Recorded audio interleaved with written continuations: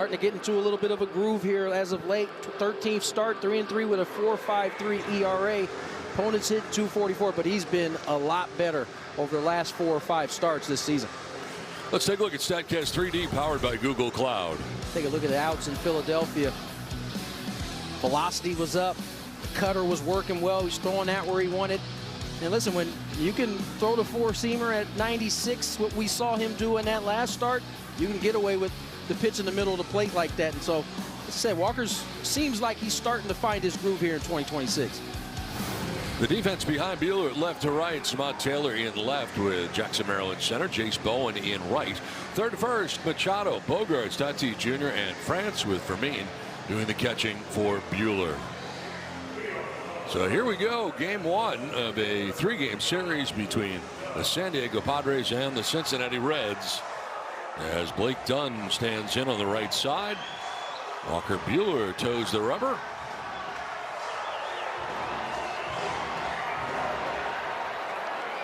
First pitch of this one is in there for strike 1. We're underway from San Diego.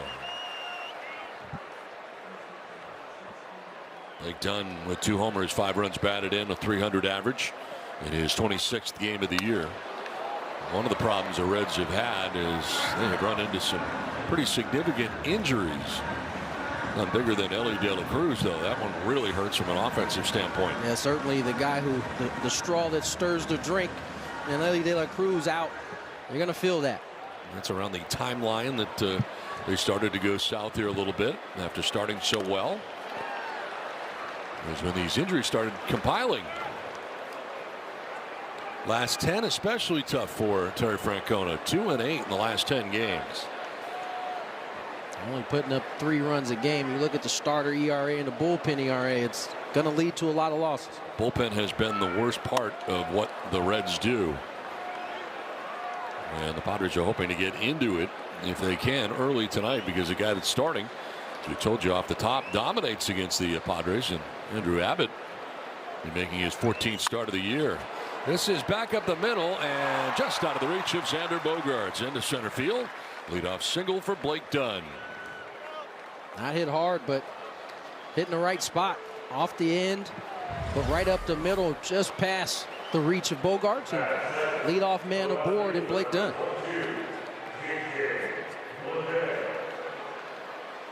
So lead runner on here in Dunn, and that'll bring up J.J. Bleday. Good size lead for Dunn over at first. And a swing and a miss, jumping on that first pitch. Time for the Kia player profile. Most total bases since May the 1st. Bleday is 5th in that category, 72. Leo Rodriguez on top of that list, leading the way. National League Player of the Month for the month of May, and having a strong season thus far here in 2026.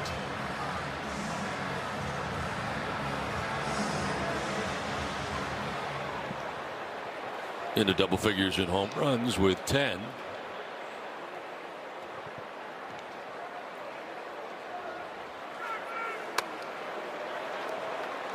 Didn't miss by a lot with a changeup from Buehler. You mentioned off the top, man, talking about Buehler, and he's been one of the best starters the Padres have had this year lately. He seems to be settling into the new Walker Buehler. He really has. I mean, Walker for so long could just outstuff you with his velocity, and you know, he's lost some of that, but I think what was impressive about the last start was you started to see it tick back up, and it's been climbing slowly, but to see him at 96 pretty consistently that last start. This one's grounded softly to first base, a bobble by France, and it's in time still. So just in time to get him. Looked like they were going to get nobody there for a moment. But France runs it down, and over there nicely was Buehler. We'll see if they're going to challenge this. They will not. They are not. Edsy play there by Ty, not to panic after he didn't come up with the catch. Realized he still had a shot to get him at first, and Walker was able to set up. They do get one. Taking second base is Blake Dunn with one down in the inning. Reds have a runner in scoring position. Here is Sal Stewart, leading the way for them offensively right now with Ellie De La Cruz on the IL currently. 253, 12 homers, and 39 runs batted in. Was broke in last year, but not the minimum to take away his rookie status. So a lot of rookie categories this year. He is leading in. I got to get his feet wet into last year, and you could see it even when we saw him late last season. This young man can play some baseball. Close friend Manny Machado, Padres third baseman. And last year he got a total of 18 games. Ended up hitting at .255 and had 5 home runs in his first major league season. Has 12 already this year. And the first 64 games of the season for him. Advanced understanding of the zone. And a 4-pitch walk. There you have it. He was very patient in dealing with Buehler.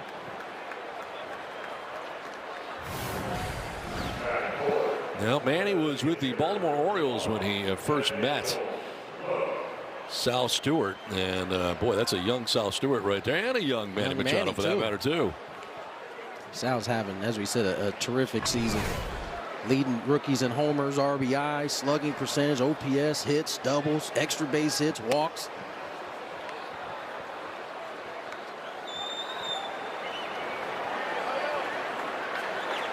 Buehler missing after a 4-pitch walk with the first pitch to low. So out there to talk it over goes Freddie Fermin. You wonder if they may have noticed some sign giving there. It's not often you see the 2 middle infielders and the catcher come out solely. Dunn may have been relaying some signs, you think? Might have been some of that. Yeah. That was very abrupt to hop out there and go have a conversation. And so teams do that? I think so. Some are more discreet than others. So Dunn at second, Stewart at first with 1 out here in the Reds' first inning. Listen, in today's game, it could be a deke. I mean, runners could just be messing with the pitcher, but that certainly seemed like one of those meetings where we might need to change something up a little bit. 6 straight balls from Buehler. And a grounder that will stay foul.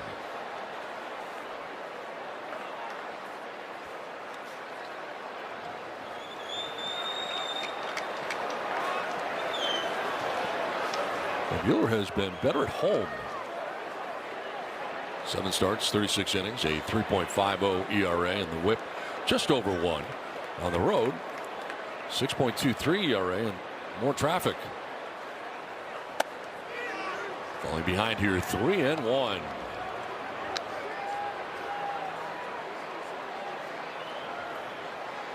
Eugenio Suarez, they call him Gino, waits on deck.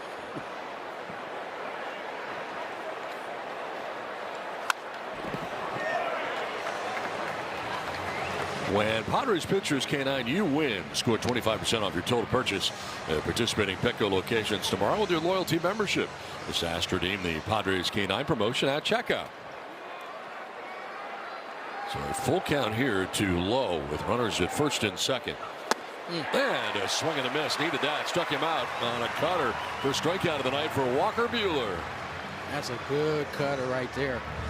Almost worked as a slider there with the downward action. 91 moving down and in. Good execution there from Walker. Gets the punch. So first and second with 2 down, and here's Eugenio Suarez. There's 4 home runs so far on the season for Suarez. Used to seeing a large number. Gino, as you called him, has always been a streaky hitter. Yeah, they come in bunches usually. He can have 4 and then go on a run of 12 to 13 real fast.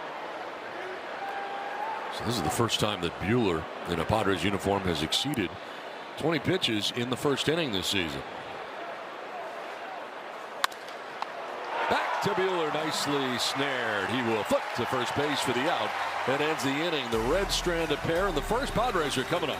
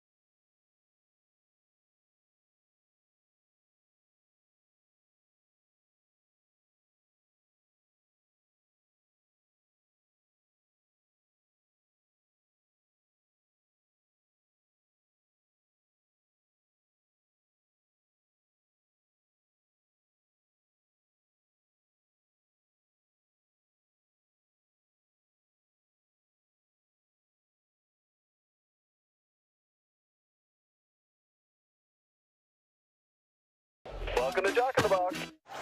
Redstone score in the top of the first. Padres coming up in the bottom of the first. The Padres lineup is brought to you by UC San Diego Health. Fernando's at the top of it with Merrill in center. France at first with Machado at third. Bogarts at short with Sheets the DH.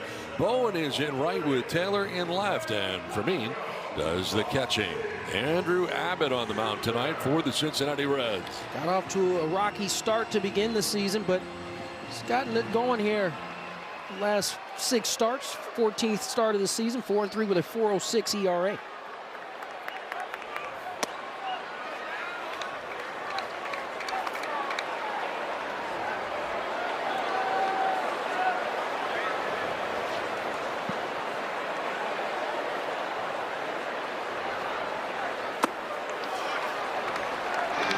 Abbott falls behind 2-0. He has started to heat up here last 2 or 3 weeks. Hasn't necessarily come via the long ball, but just finding hits all over the field.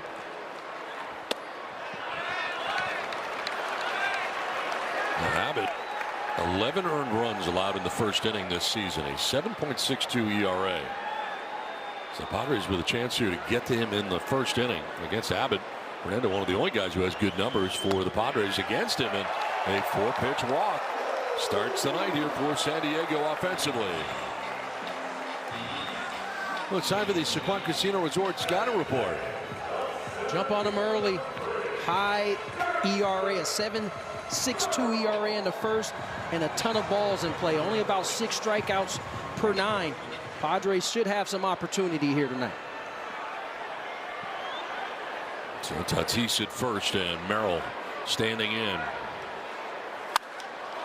Fly ball to left field. Down the line comes Bleday towards the line and into foul ground to make the catch for out number 1.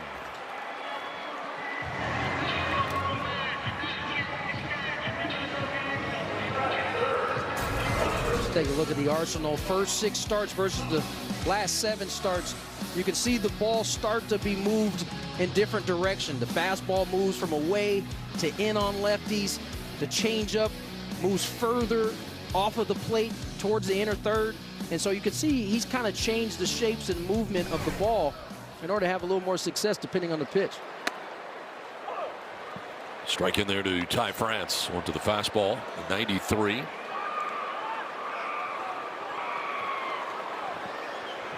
France batting third again.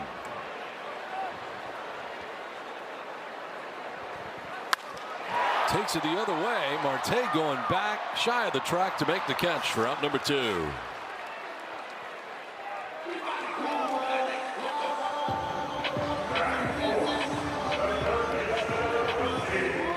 Score a free jumbo jack from Jack in the Box after a Padres home run with the purchase of a large drink. Ty France didn't get any love for that, but that was a great swing on a change-up away. Exactly how it should play out, except you'd like to have a knock at the end of it.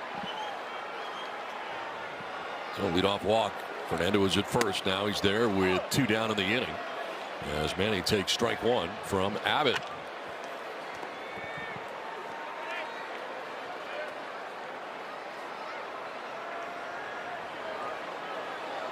Fernando widens the lead a little bit, almost to the cutout.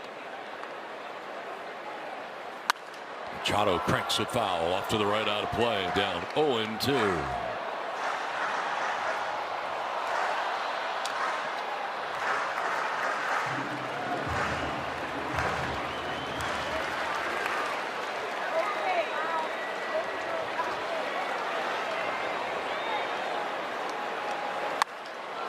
To right field, and Marte back a step or 2, shy of the track, will haul it in and end the inning. Done with 1 from San Diego without a score.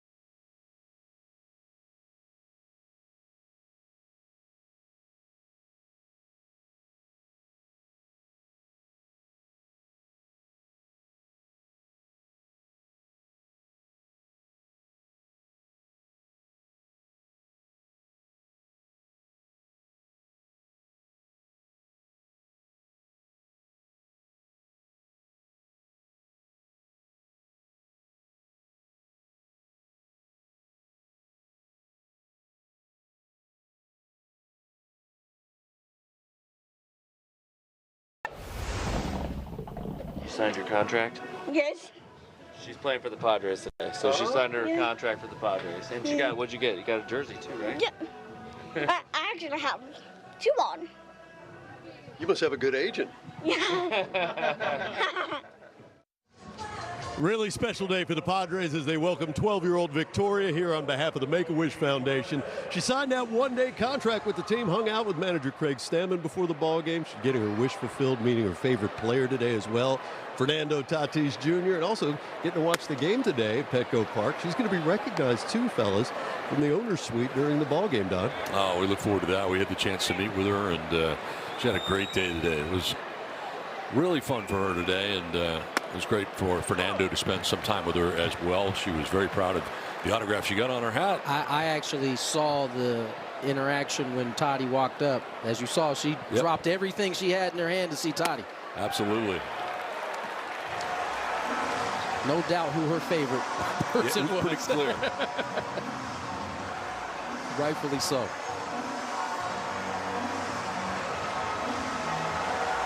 She sees herself on TV right now. Hello, Victoria. Mom and sister as well with her today. Swing and a miss as Marte goes chasing after a slider. Second strikeout for Walker Buehler. A little bit more of the visit today, what she got to do, which was pretty much everything, including her arrival at Petco Park. And then Craig Stammen was first up on that list, but had the chance to go to the interview room and get not one but two. Then she went on the batting cages to talk to Manny as well. And as part of her day today, she told us about going to the batting cages. And it's a pretty exclusive area. Not many get back there in the batting cages. Very few. Unless you are a player. Yeah, very few get to see how everything's made in the back. Matt McLean batting with one down.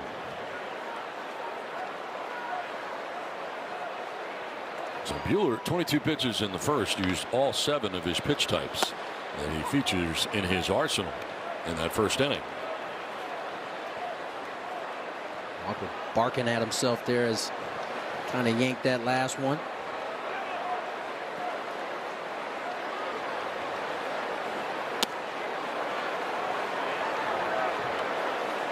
Falls behind 3-1 to McLean. Tyler Stevenson waits on deck.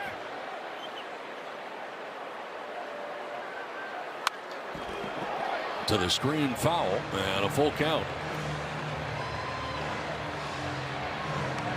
13th start in a Padres uniform for Buehler.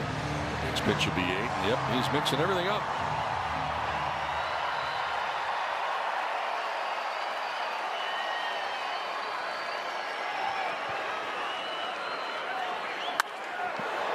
To right and in for a base hit.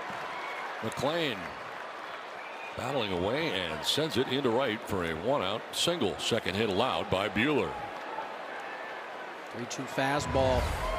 Really outer third, and playing nice stroke in the right field. Gets the Reds rolling here in the second. So 1 out, 1 on. And Tyler Stevenson standing in, the Reds catcher. That's out of the 8 spot for Cincinnati. And it's up the middle into center field. As McLean going first to third without a problem. Throw will go back into second base. With the double play in order, but it's first and third with 1 away. And again, the Reds have 2 runners on base as they did in the first inning. It's first pitch cutter, and again outer third, and Stevenson certainly with a long enough arms to be able to kind of reach out, hit that ball hard right up the middle. McLean not hesitating at all, going first to third. So at the corners with 1 away. Edwin Arroyo, the second baseman, bats out of the 9 spot for the Reds, showing bunt and pulling back. Looked like he may be dropping down a safety squeeze there. Or at least putting in Manny's memory there down there at third base, because there's a stride in on the infield now, and now anticipating he may do it again. He's not. Full swing, and he carves it foul into the Padres dugout. Most average with runners in scoring position. You're looking at them, the Cincinnati Reds. The Padres have struggled in that area, but really more recently than overall this year. And the Reds have been overall this year. In the air to left as Taylor coming in on a slant towards the line. Makes the catch. From third comes McLean. Here is the throw. He will be out.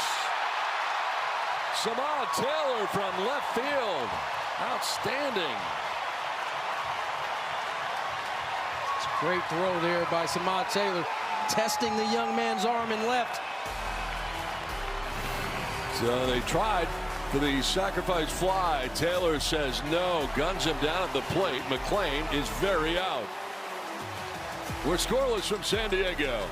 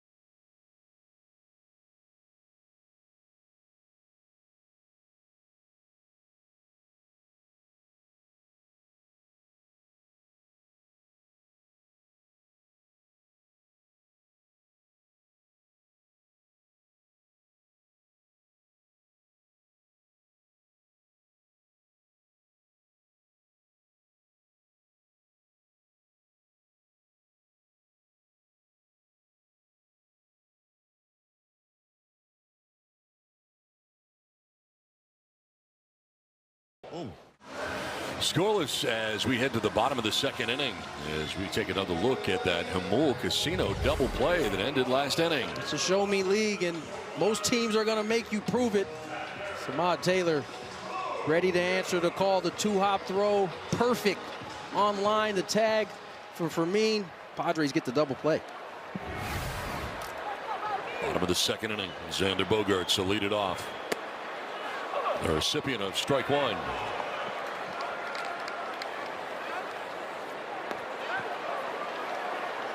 Eight home runs, 27 runs batted in for Bogaerts.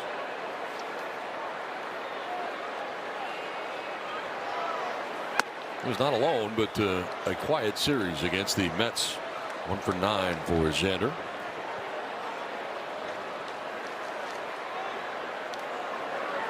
Did have a base hit yesterday in the finale of the series.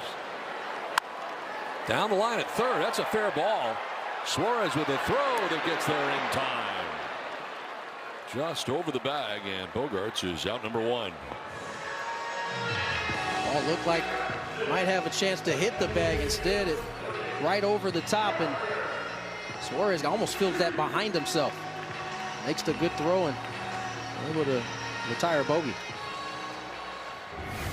One down here in the second inning for Gavin Sheets. He's the DH today. And batting out of the 6th spot in the Padres order as he takes a look at strike one.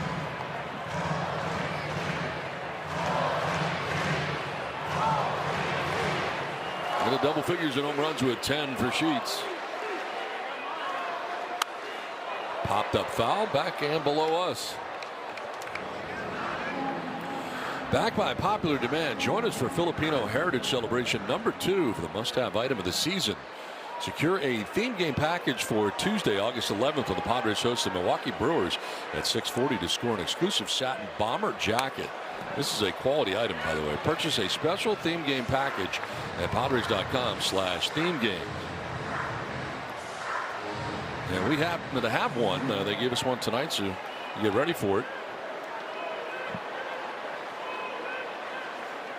Sheets waiting on an 0-2 pitch. And a swing and a miss for strike three. First strikeout of the night for Abbott. And here it is. You talk about quality item. It is a very thick jacket. Bomber jacket. Got the back, and then you got the flag on the inside. Inside's cool too. It's pretty spiffy. So that is number 2 coming your way. And that is a really nice item.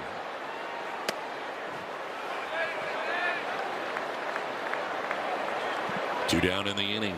Jace Bowen, 083, no homers, no runs batted in first 5 games.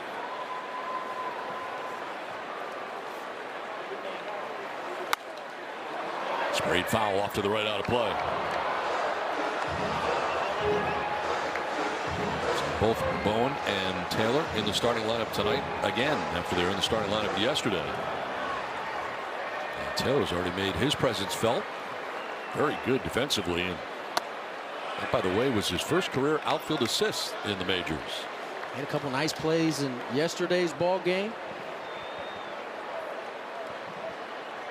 Yes, he did. Showed off his speed as well.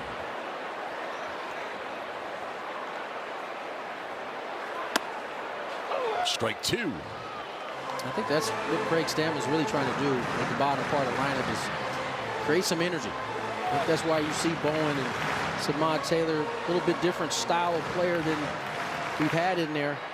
Two guys who can run, have some athleticism. See if they can maybe spark the bottom part of that lineup.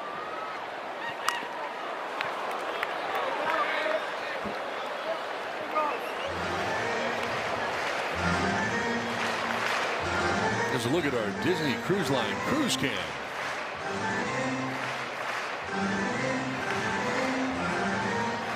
Five in a row retired by Andrew Abbott with 2 down here in the second inning.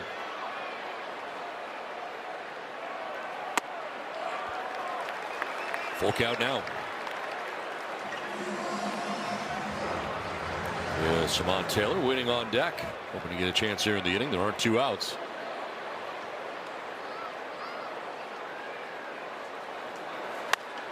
Inside out swing and a foul off to the right, out of play.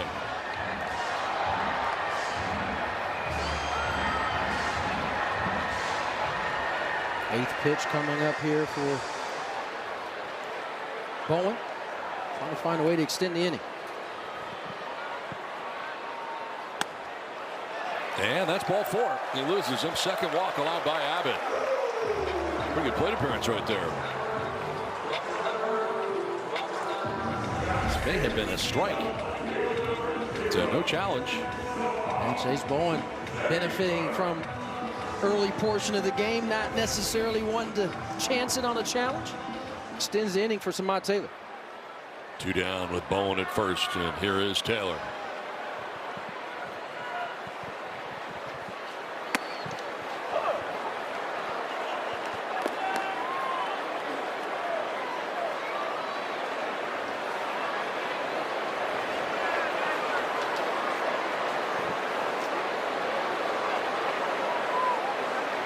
Yesterday was his first start, so today the second start for him. And down to second on a stolen base attempt, unsuccessful. Was Jace Bowen. Got a good jump, steals second base in a scoring position with 2 down. There you go. That's exactly why Craig Stammen has him in the lineup.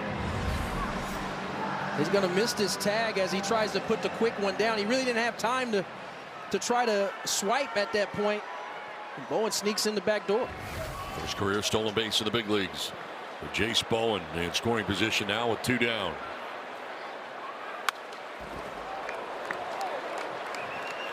A Padres stolen base presented by Uber Eats. Use code PadresSteal for $10 off your next order of $15 or more. Terms apply while supplies last. See app for details. 2 down in the second with Bowen at second base. Taylor down in the count, 1-2.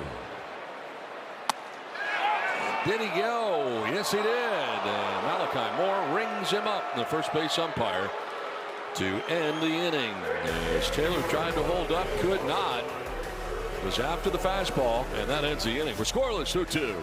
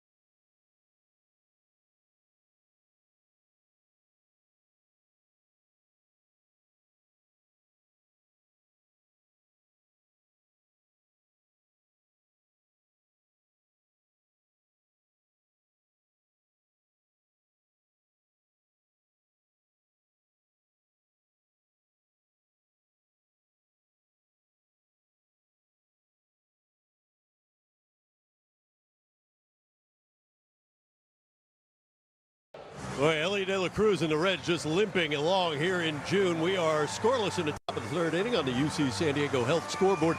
De La Cruz just one of the many injured Cincinnati Reds. So De La Cruz out with that hamstring.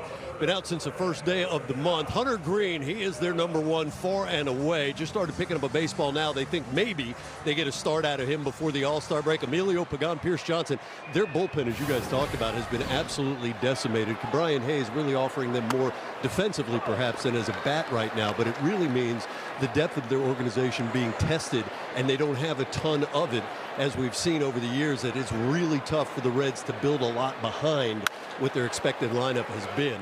And De La Cruz really the headliner in their injured list. Absolutely. That hurts their offense. And you mentioned the injuries to the pen. A couple of former Padres there as well. And, you know, you take a look at that, and that tells you why their pen has been pretty bad lately. They don't have a lot of their guys out there that you're used to having, including their closer. Those are back-end arms right there. So, yeah, when a game is at its most important, you don't have two of your most important arms. Not to mention, as I said, the straw that stirs the drink, and Ellie De La Cruz, this Mr. Do-It-All himself. It's a big cog missing out of the middle of your lineup, or the top of it, wherever you decide to hit it. O'Day flips it foul off to the left out of play.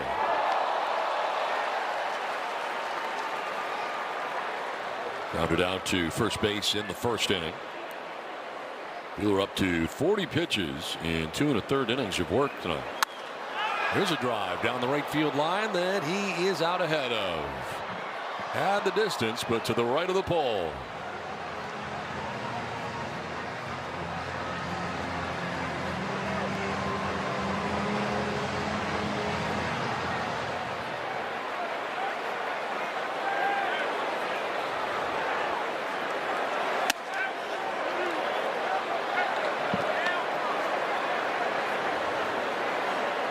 Start in a Padres uniform for Buehler. This season, the splits 184 against right-handers, 297 against lefties.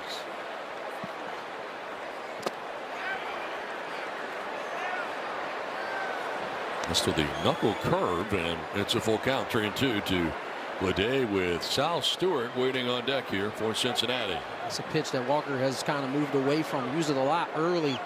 As he started to find success, we've seen the knuckle curve a little bit less. Ball 4. He loses him. The second walk allowed by Buehler. Sal Stewart leading National League rookies in many categories. And look what he's done so far. Where does he rank? Well, hits, he's first among rookies. Home runs first. Doubles first. RBIs first. And OPS first. So across the board. Young man can straight up hit. All fields, power, an advanced understanding of the strike zone. He looks to me to be in a lot better shape this year, too, than he was last year. In his first year in the majors, or didn't qualify to lose his rookie status, so still a rookie. He's got a pretty good mentor, you know, so I would expect that he's got a few advantages having a guy like Manny Machado he can lean on.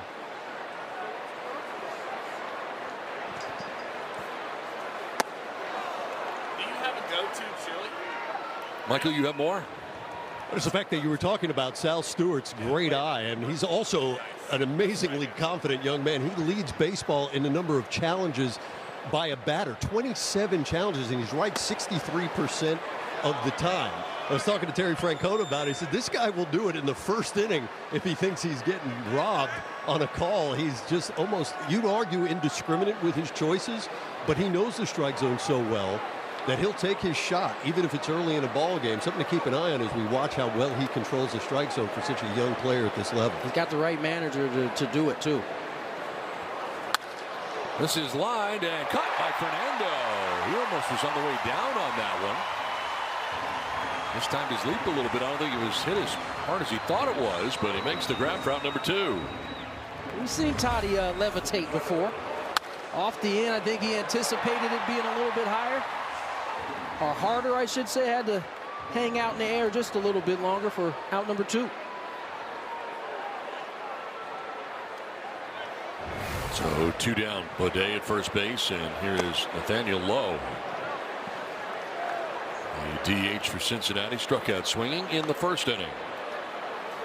So for Buehler so far, 2 walks, 2 Ks.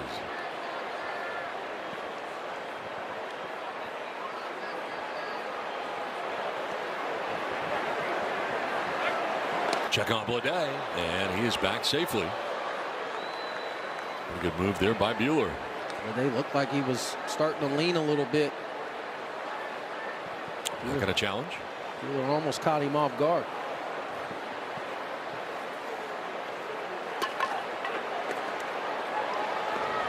Today not going, and a pitch in for a strike to even the count at 1-1.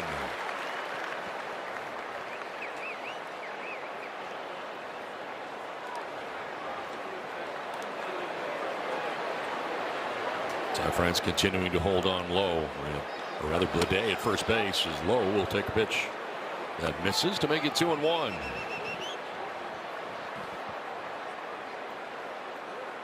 Good size gap out in right center with Merrill over towards left center. Green grass out there in right center field. This one to left and down the line. Taylor on the run will get there as it's into the seats without a problem. No doubt Walker battling himself right now. 53 pitches so far, and the ratio really not all that far apart. 29 strikes, 24 balls.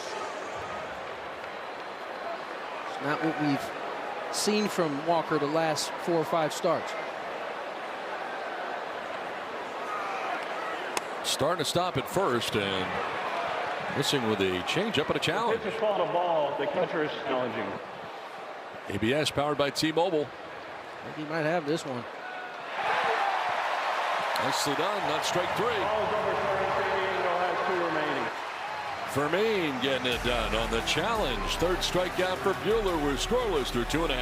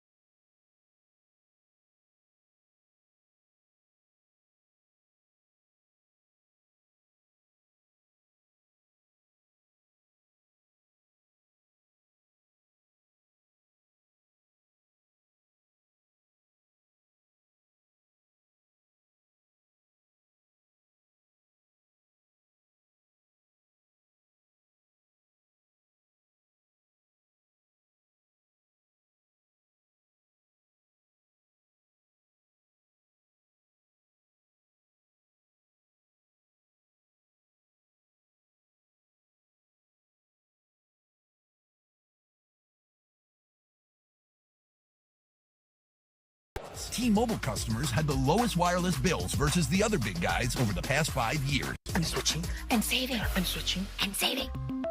Scoreless as we head to the bottom of the 3rd inning back at Petco Park. That's a score on our UC San Diego Health scoreboard.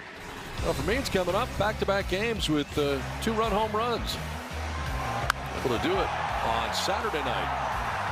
It's part of the Padres victory, the lone victory of the 3-game series, and then yesterday of Sean Manaea. He did not have a home run coming into Saturday night's game. Now he has 2 in the last 2 days. He's been the Padre offense the last 2 days for the most part. Shows bunt, pulls it back, and takes ball 1.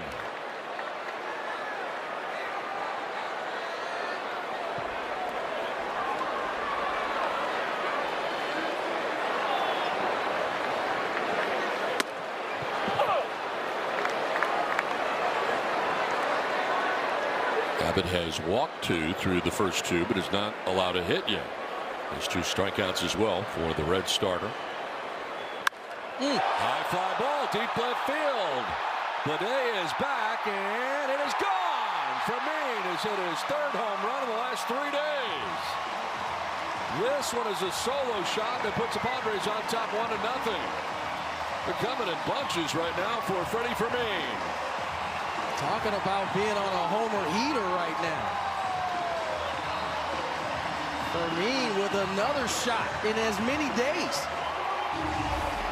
Got the hanging breaking ball right in the middle of the plate. And that's the thing the Padres haven't done enough of. Mistakes in the zone that have not made pitchers pay.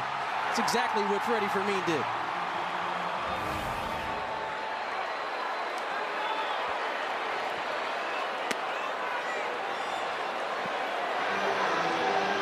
Fernando walked in the first inning. The home run swing is back for Fermin.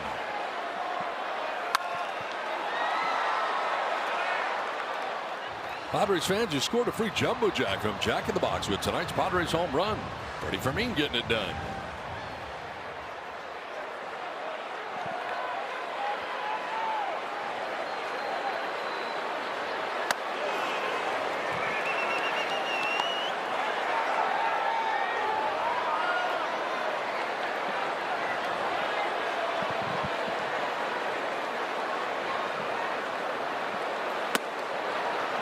Ball 3.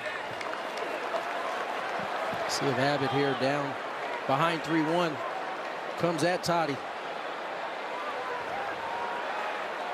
Look at the work he's done in the last 10 games. Really good. Flip foul off to the right out of play.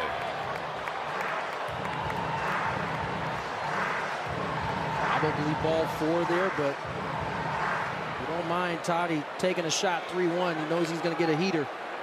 Fouls that one off, moves it to 3-2. Well, on the ground is short. McLean's got it. And he throws out Fernando for the first out of the inning.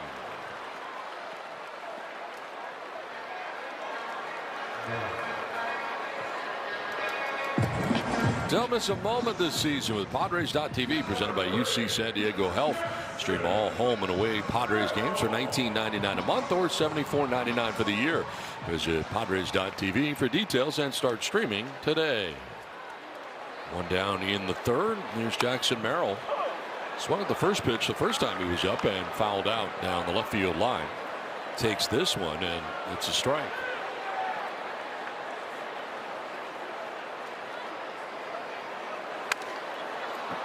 So the last Padre with home runs in 3 consecutive games, Fernando Tatis Jr. in September of last year. And he's done it this year.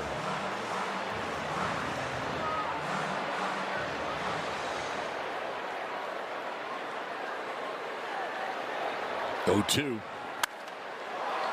Popped up. Short lawn and left as McLean, the shortstop, takes care of out number 2.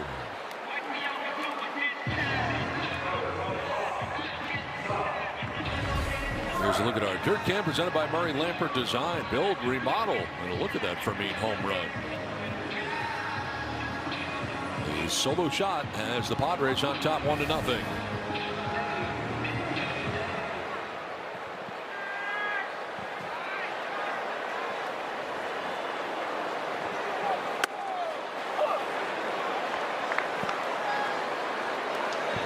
Reds fly to right field in the first inning, 0 for 1.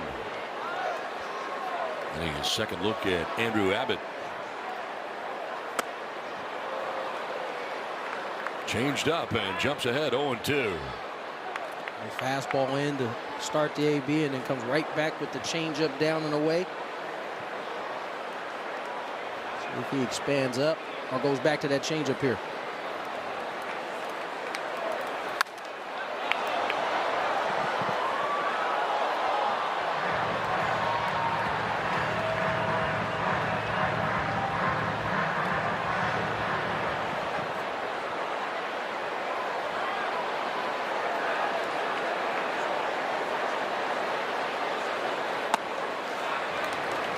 Didn't chase.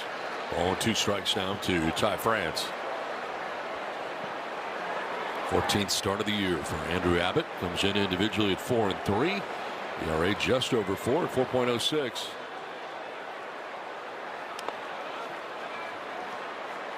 They check, and he didn't go. This is Malachi Moore, first base umpire. He's gotten the count back to 2-2.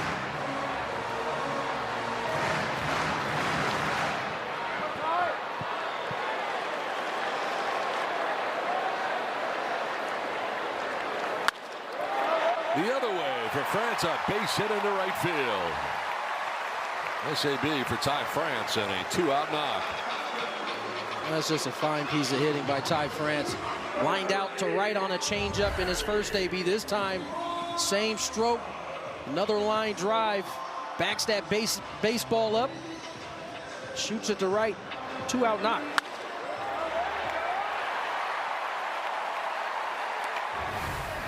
So a 2-out base runner here for San Diego. Here's Manny Machado. Lifts a fly ball down the right field line. Marte, long run, and he'll make the catch in fair ground. That will end the inning. Well, the Padres strike first thanks to Freddie Fermin. He picks up his 3rd home run in the last 3 days. This one was a solo shot. San Diego on top 1-0 at the end of 3.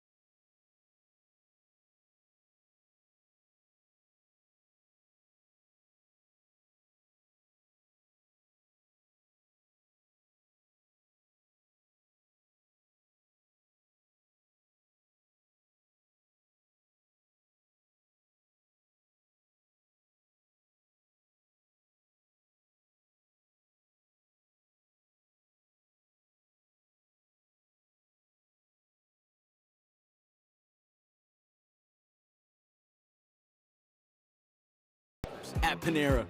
1-0. Padres have lead over the Reds as we head to the top half of the 4th inning. Add star power to your collection with the Bogey Goes Boom bobblehead presented by Palomar Specialty Insurance. This bobblehead featuring Xander Bogaerts, limited to the first 40,000 fans in attendance when the Padres host the Reds tomorrow, June 9th at 6:40. Visit Padres.com/giveaways. It is finally here. We've been talking about it for quite a while, and tomorrow's the day. Get the bat in there, Tony. Oh, outstanding. Bogey goes boom on the backside there for you. I think the likeness is really good. It does look spot on. Deep third. Manny Machado, long throw, no problem. Eugenio Suarez, first out of the 4th inning.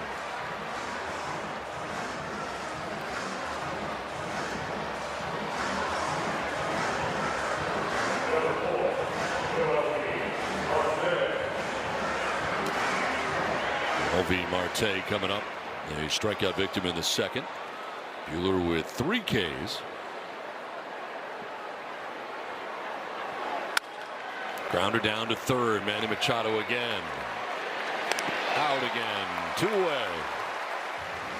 Couple quick outs for Walker Buehler. Certainly in need of a quick inning. 57 pitches here into the 4th. McLean coming up is one of the 3 Reds hits. Buehler trying to record his first 1-2-3 inning of his outing.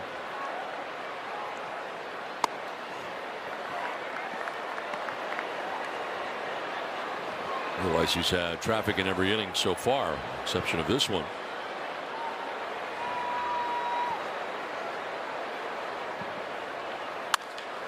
Line to left center, and this will get down. Back to the track and the wall. And to second base goes McLean, his second hit. He's 2 for 2. And more traffic in this inning. This is just a four-seam heater. Really middle. Really the second AB, McLean has got something he can handle, and this time splits the left center field alley. Only time able to get through the baseball. It's a little closer to him, and the guys do their best work. 2-out double for McLean. So 2 down, McLean at second, and Tyler Stevenson single to center in the second inning. Jumping on that first pitch and fouling it back to the screen.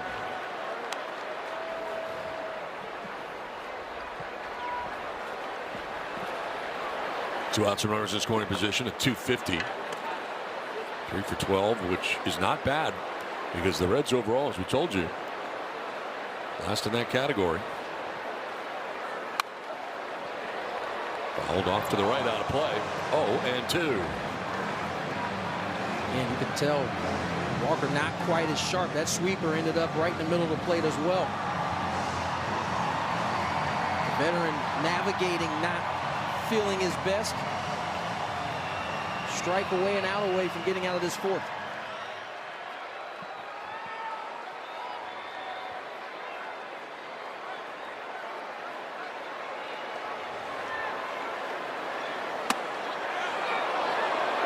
Close pitch, called the ball, and it's 1-2. Let's have 3 balls in play with exit velocity over 100 miles an hour, and all have resulted in hits so far. With McLean at second and 2 down here in the Reds' 4th inning. And they're going to challenge this Fermin. The catcher is challenging the pitch. Both Buehler and Fermin challenged. And they were wrong. The call is confirmed. San Diego has 1 challenge remaining. So the Padres losing one of their challenges, and Buehler upset. I don't know if Fermin's challenge was based off of Walker's or not, but just missed there at the bottom of the zone. So the chance here for Stevenson. Lofts it foul off to the right out of play.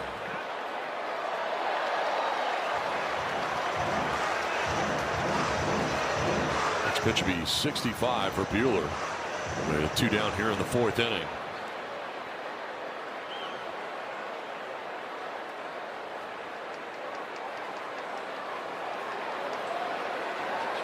Disengagement here with Buehler backing off.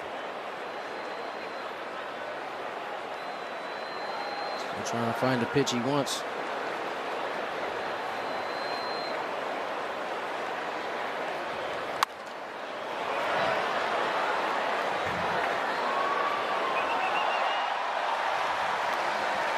He's featured so far. It's been all spin the last 3. Shook off a couple times to get to that slider the last pitch. See where he goes here, 2-2.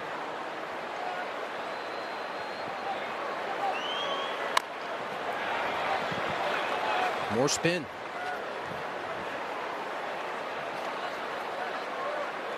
Last 4, sweeper, slider, knuckle curve. 8th pitch of the AB coming up.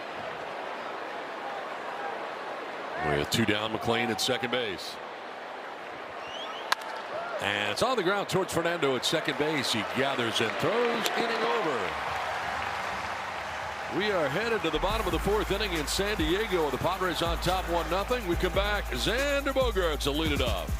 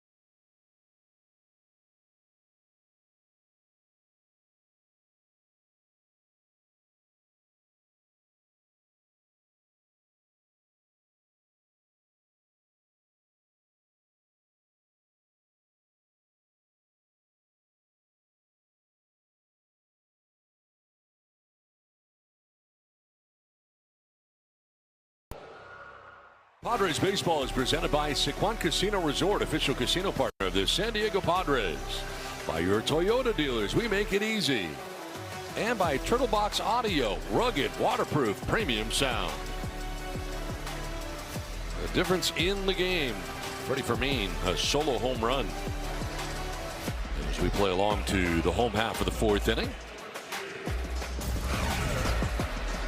As promised, Xander Bogaerts to lead it off here in the bottom of the fourth. Gavin Sheets and Jace Bowen will be along. Abbott back out there, 48 pitches. Xander Bogaerts grounded out to third, his first AB right over the bag.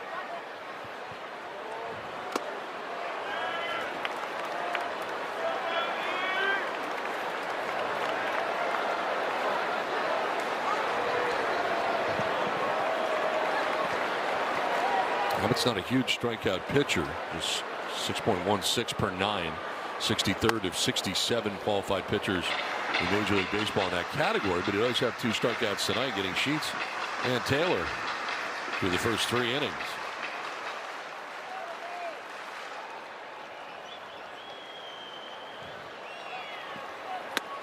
Swing and a miss, off balance cut of the changeup.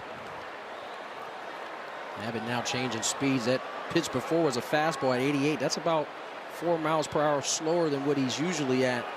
And then comes right back with the changeup as Bogaerts out in front.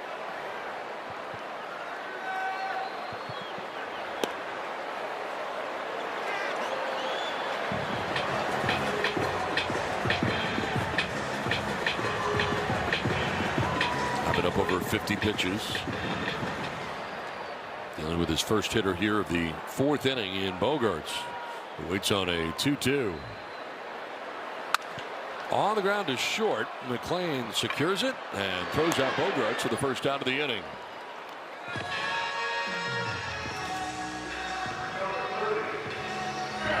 So 1 down. That'll bring up Gavin Sheets. Mentioned he had struck out his first time up against Abbott.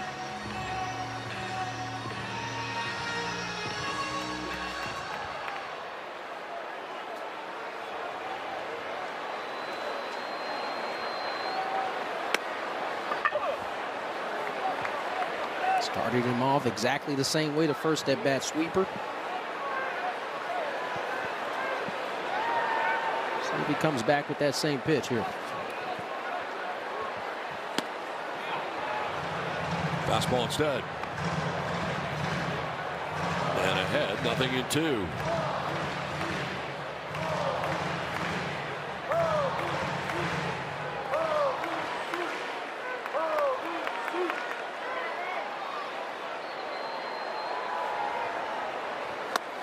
Swing and a miss, and Sheets down on strikes again. Second time that Abbott has gotten it. Third K for Abbott. Finish Gavin off with the fastball up his first at bat. This time it's the sweeper just below the zone. Gets Gavin over the top for the punchy.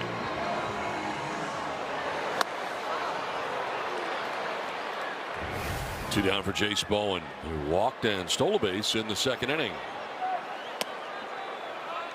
Third of his first stolen base in the big leagues. The Padres with the 1-0 lead. They had not scored first in the last 6 games, so that's something.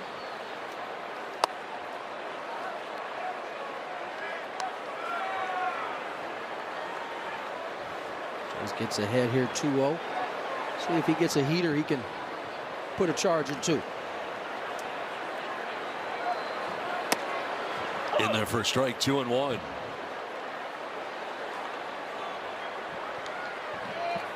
Located fastball there right on the outer third.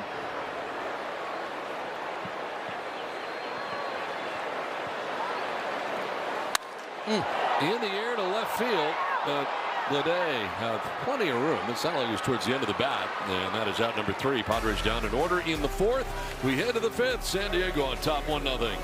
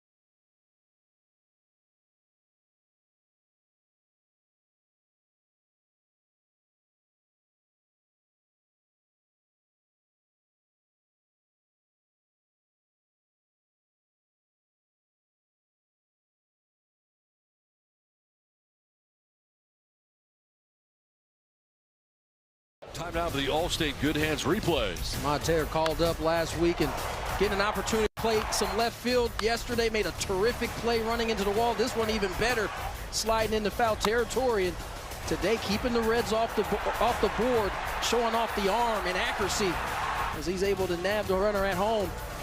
Padres with a 1-0 lead. It's been fun to watch. A little bit of energy inserted in that bottom of the lineup with those two guys. Edwin Arroyo leading it off here for the Reds. Well, flying into that double play back in the second inning. Manny in on the grass at third, and a liner to right field in for a base hit. So the lead runner is on here for Cincinnati, first time tonight.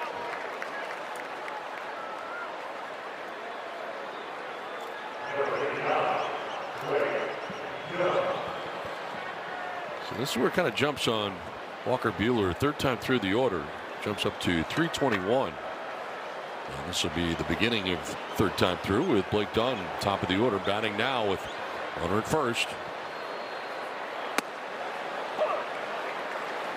Although I think it's pretty standard, really. You see a guy third time through have the numbers go up at least a little. For sure. Can you manage that third time through? I mean, you're gonna stuff usually starts to wane as you get deeper in the game, but doesn't mean you still can't get out.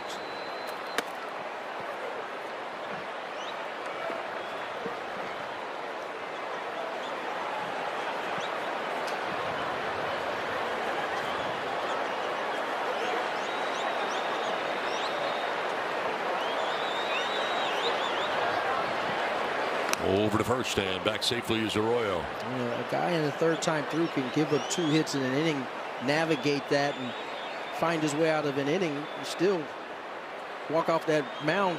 Guys hitting 400 off of you. I would imagine, you being a hitter and all, that the more pitches you see, certainly the better chance it is for you to do well against a certain starting pitcher. No doubt. I think that's why typically guys, the more you get to see of a guy, at least the better understanding you have of what he's trying to do to get you out.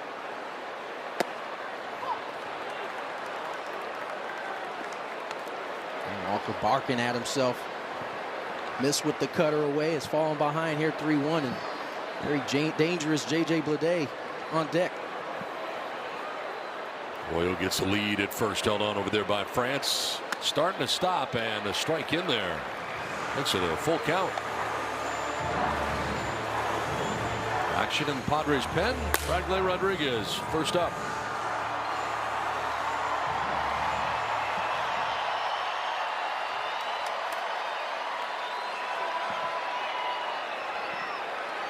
Runner goes, and a foul ball slashed at back to the screen. Pretty good jump there for Arroyo at first base. Interesting, lower than I thought. League average for pitchers third time through, 251. Third time through has been made such a big deal over the last 5-6 years. Yep. You would have thought it would be much higher than 250. Over to first, and back is Arroyo. You can't go that third time through, especially in the postseason. No way. It started to feel like that there. Now the fourth time through, 303 is the average. Runner goes again, a foul again. It's number 8 coming up here to Blake Dunn. So he's featured. Mainly the hard stuff.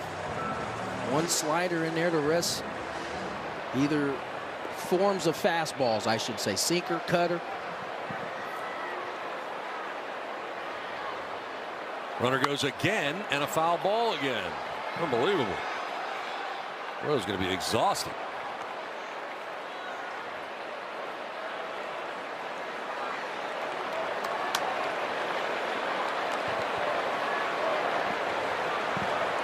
Tell you what, I don't know that Walker has thrown either of the last 4 pitches where he wants to. But Dunn has fouled them off and gives him another chance to make the pitch that he wants. Arroyo's probably on the move again. He is. And it's fouled off again. So it's a piece of Fermin. Now a quick word from Jack in the Box. Get fired up with my new Hot Ones Munchie Meal with a Sriracha Curly Fry Burger or Buffalo Chicken Tater Melt. Welcome to Jack in the Box.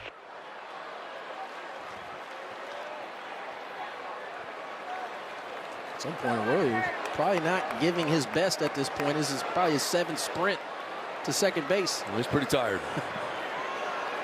9th pitch of the AB coming. He is going. And another foul ball.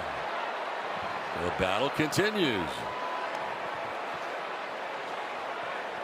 That time, Walker able to get the sinker in on the hands there, and Dunn once again, to his credit, fouls it off.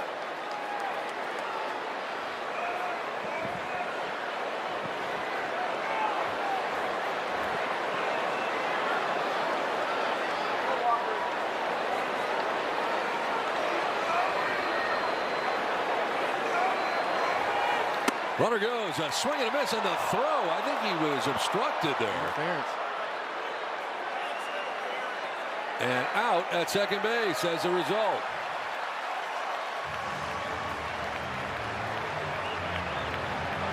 So interfering there with the catcher.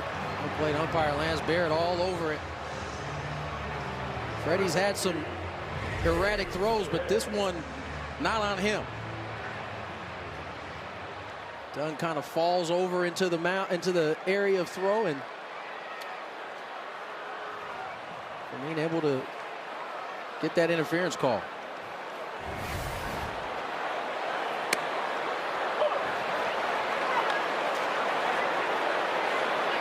So 2 down to the inning. Races that lead runner. Very important. There's J.J. Bleday batting now with nobody on.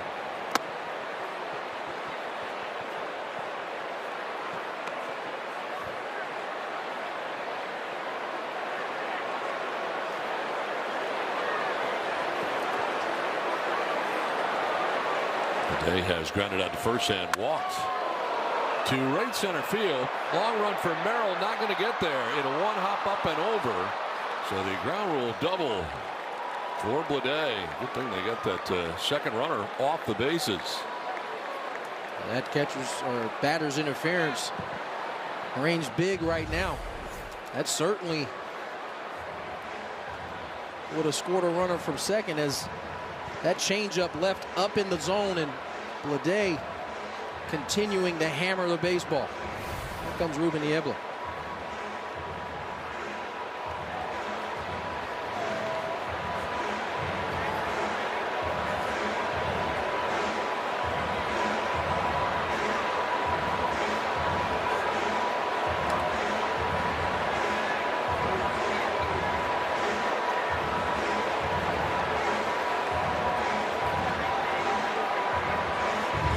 Here's a look at our dirt cam presented by Murray Lampert Design, Build, Remodel. Look at the interference there, stepping right in front. And that led to the errant throw and the out at second base. So not only the strikeout, but interference out, the base runner at second in Arroyo. But Bleday has double now. He's in scoring position with 2 outs, and here's Sal Stewart. Reds have the right people coming up here. Stewart will lift one foul up to the top tank.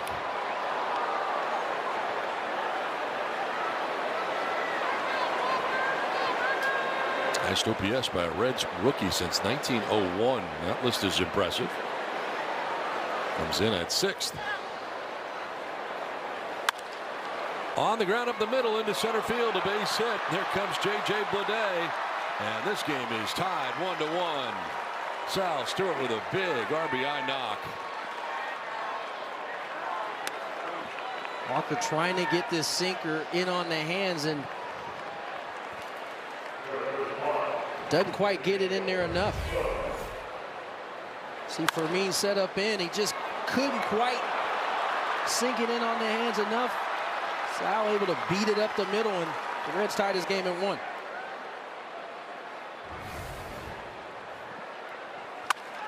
Ground ball right side into right field, a base hit. Stewart will stop around second. And it's first and second on 3 straight hits off Walker Buehler. And here comes Craig Stammen. He's Bradley Rodriguez warming in the pen. And wants to get this ball in and leaks out over the plate. And beats it through the right side. And then Walker's night.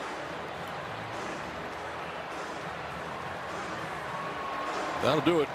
Walker Buehler is done as he departs, responsible for 2 men on. A run in here. Game is now tied 1-1. We'll step aside.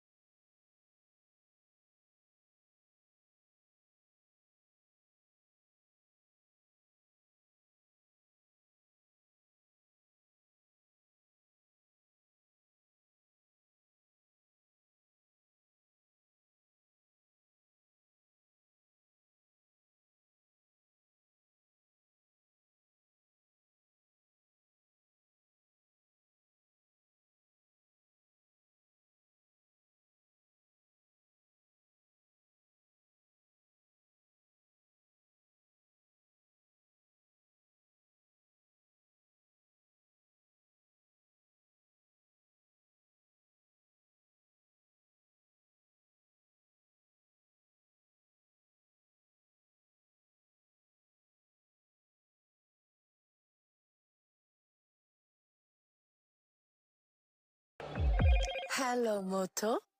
Sundays at Petco Park are perfect for families. Arrive early for Kids Fest in Gallagher Square. Presented by Nuna, featuring inflatables, face painters, and more. On select Sundays, the fun continues after the game with Kids Run the Bases, presented by Chick-fil-A. Join the festivities at Padres.com/KidsFest. Oh, it's going to be a lot of fun. All the Kids Fests are. Now, Walker Buehler out of this game after 4 2/3, responsible for the runners at first and second. And what is now a tie game. Here is Eugenio Suarez. Buehler today 7 3-ball counts, 5 full counts, and 3 8 or more pitch at bats that he had to deal with, including 1 in this inning. It was 11 pitches long. And it took its toll. 86 total pitches.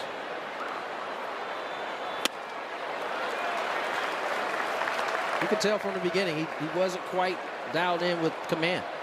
You get a look at Bradley's numbers on the season. 27th appearance, 1.82 ERA. Opponents hitting just 209.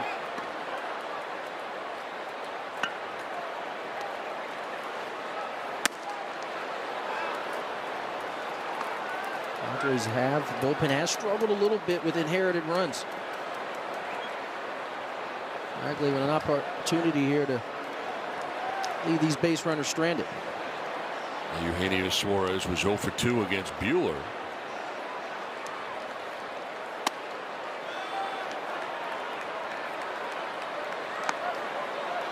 Last 10, the bullpen seems human. 36 innings pitched, 4 ERA, 6 home runs allowed in the last 10.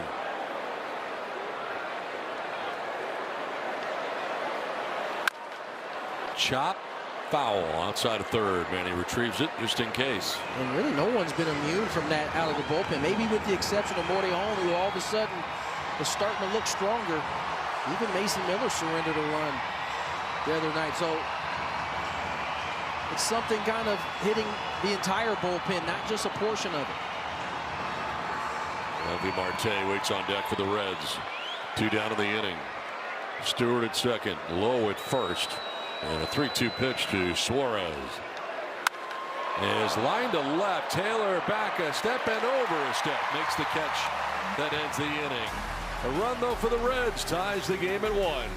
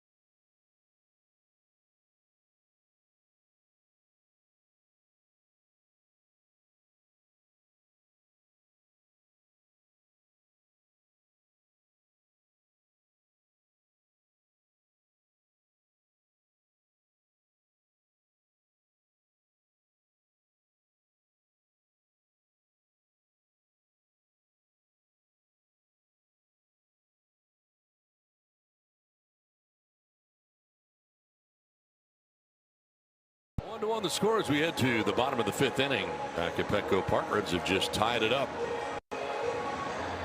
Now, the 8-9 hitters have been struggling this year at just 186 last in Major League Baseball. However, the last 3 games, 7 for 12 at 583 with the 3 home runs for Fermin. A little combination of Fermin, Sung Moon Sung, and Fermin and Samad Taylor. Taylor struck out in the 2nd inning, getting his 2nd look at Andrew Abbott. And the Padres, of course, 1-2 in those 3 games, so certainly love the production at the bottom, but it's got to come with more than just 8-9 guys.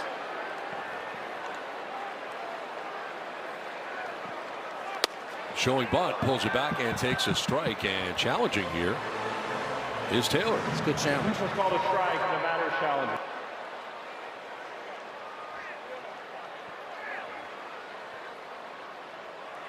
He was right. The call is overturned. San Diego has 1 challenge. I was going to say, he better be, because that's it if he's wrong. He probably had the best look. He came out that box a little early. He wanted to bunt it, and I think he saw it was down pretty well. So ahead in the countdown, 2-0. Taylor takes the strike that time.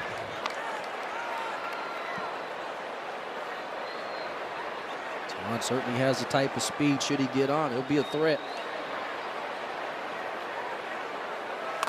Bunting, and bunting it foul to even the count at 2-2. Let's look at our dirt camp presented by Murray Lampert Design, Build, Remodel. Challenging there.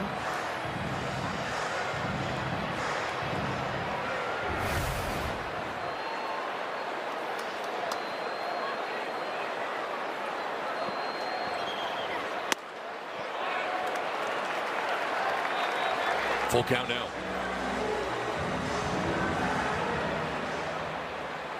Fermin waiting on deck.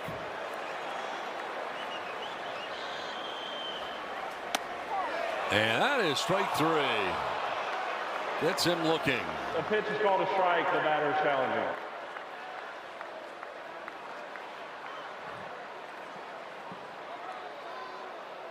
This time he is wrong. The call is confirmed. San Diego is now out of challenges.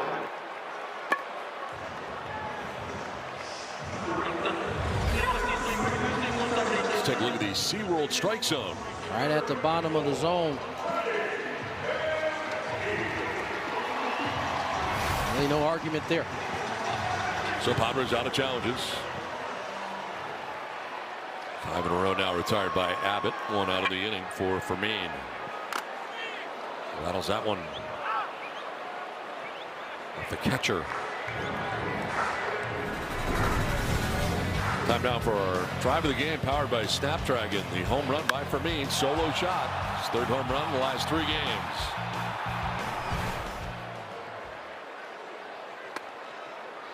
Fermin joins Kyle Higashioka as the only Padres 9-hitter to homer in 3 consecutive games. I bet you they went in the Higgy Bank too. That's where most of his home runs went.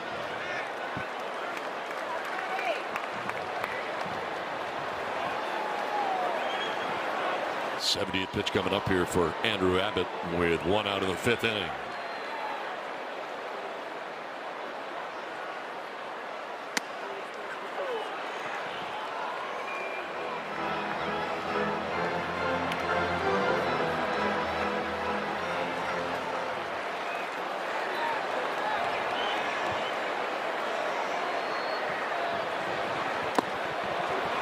Ball 3.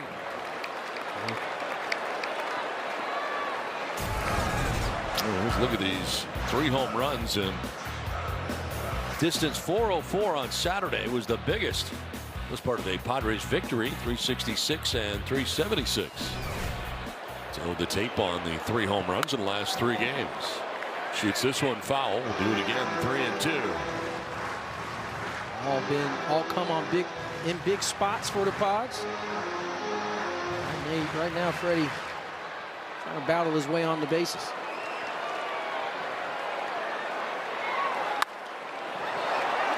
You may not know this, but he has tied your record. My record. Indicated on the scoreboard here. He's tied with Tony Gwynn Jr. and many others with 3 career home runs at Petco Park. It's kind of a, I don't know, I guess you didn't realize a milestone for Freddie here tonight. Guess not. Wow. Congratulations. I love the many others that go along with it. Do you mind that he tied it? Not at all. Okay, it's not upsetting? I fully expected he'll pass me. Okay. Soon. Swing and a miss, not this time. As he strikes out, back-to-back Ks. And 5 and all for Andrew Abbott. Let's take a look at the heater beating Freddie, and Padres league worst on the fastball. 243 on the season, 17 points lower than the next team, and it's something that this team's certainly going to have to improve on. It is just too hard to be productive at this level, struggling on the fastball as much as the Padres are. 75 pitches for Abbott so far. That's the unusual part for me. It surprises me that the fastball has been a problem. Usually you get the other stuff. Right. Padres aren't much better on off speed as well. Lined and caught. Arroyo up into the air to make the grab. It's a 1-2-3 fifth, headed to the 6th, tied at 1.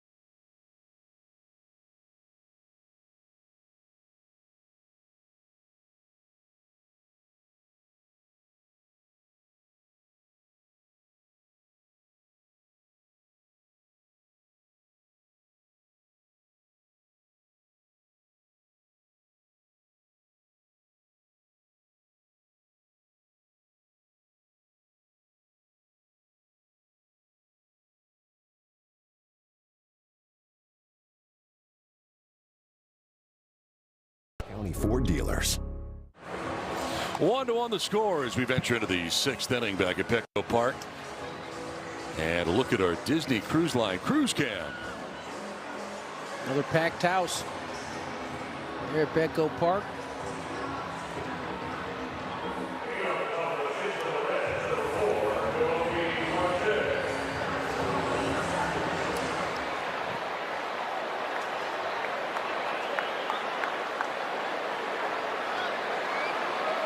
Marte leading it off. Bradley Rodriguez back out there. Got the final out of the 5th.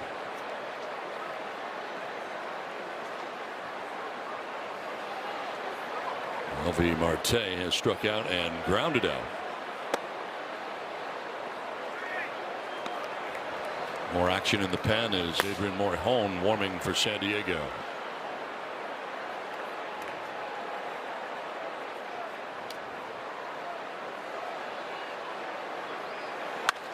There's a grounder up the middle into left center field, and a base hit from Marte starts things here in the 6th inning. 3rd time in 6 innings the Reds have had the lead runner aboard. Sinker middle bangs it right back to the cinder. Leadoff man aboard.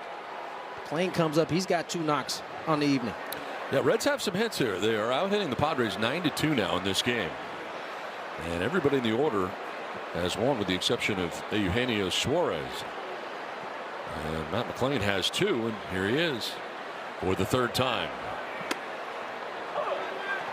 The line on Buehler tonight, 4 2/3, 8 hits, 1 run. He walked 2 and struck out 4 through 86 pitches.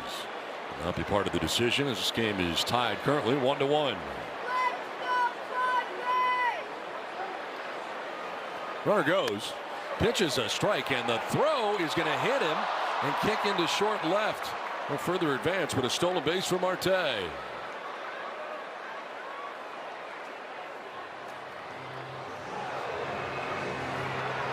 Freddie once again kind of rushed his mechanics a little bit. Throw ends up on the second base side of second base, and been a tough play for Toddy to make. Marte slides in with the bag. Reds are 1 for 6 with runners in scoring position.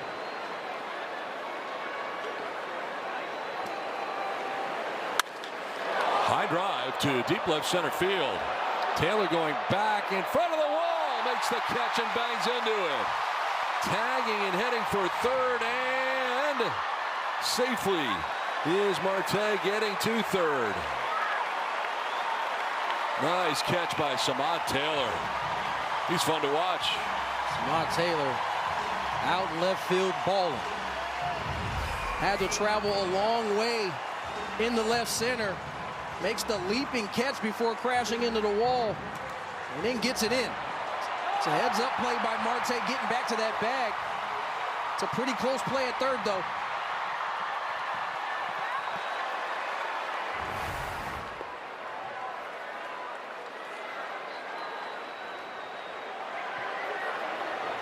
Infield in.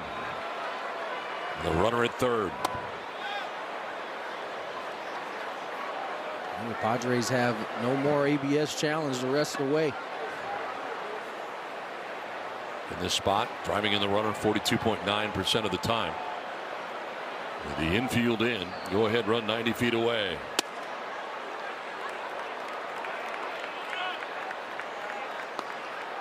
Rodriguez falling behind 2-0. That's where Bragley's trying to live, is at the bottom of the zone. He's trying to get that ground ball. Of course, Stevenson knows that, trying to get him up.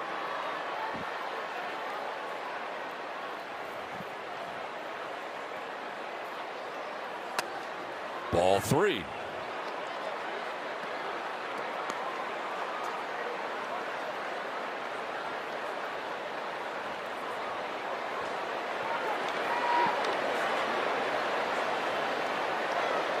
Arroyo waits on deck with 1 out. LV Marte at third base. Reds trying to take the lead here in the 6th inning. 99 right on the outside corner.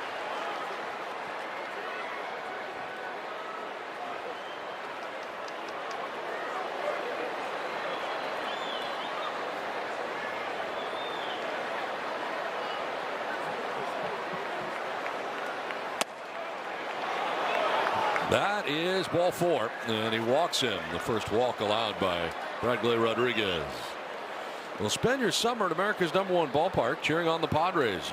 Join us for exciting matchups and promotions, family-friendly fun, must-have giveaways. Explore the full schedule and get your tickets at the official source. That's Padres.com/tickets. Well, runners at first and third and 1 out. Craig Stammen going to make a change here. With Arroyo coming up next, and Morejon's been warming in the pen. We've got a pitching change from Petco Park in San Diego, all tied at 1.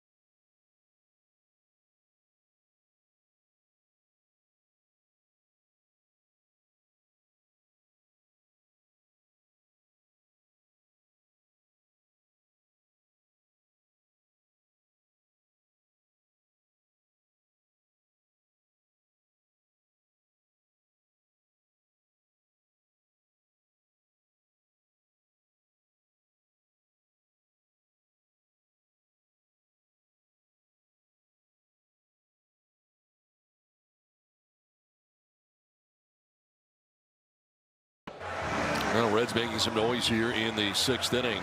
Runners at the corners at first and third with 1 out.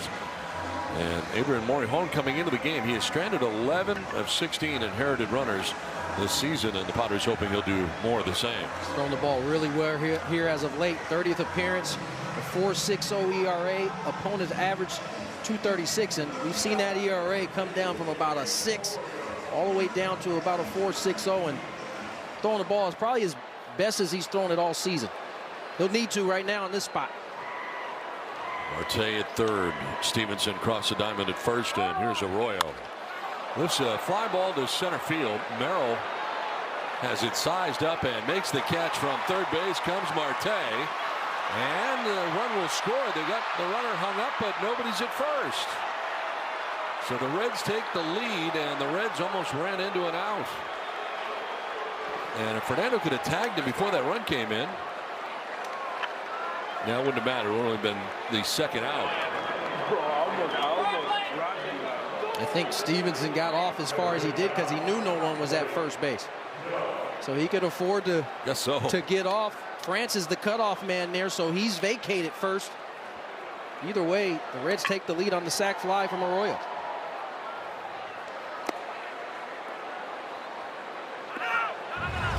Check out the situation around second base. He was quite a ways. Toddy's where he's supposed to be. A mix-up maybe because you had one too many cutoff men there.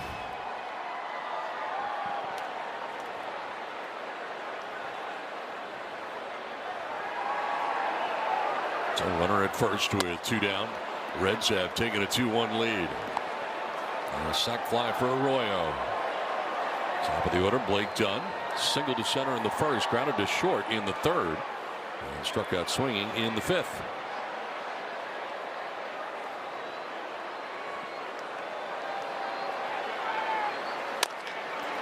To short, and Bogaerts, who's going the easy way to second for the force out. It will end the inning, but the Reds have pulled ahead 2-1 at the end of 5.5.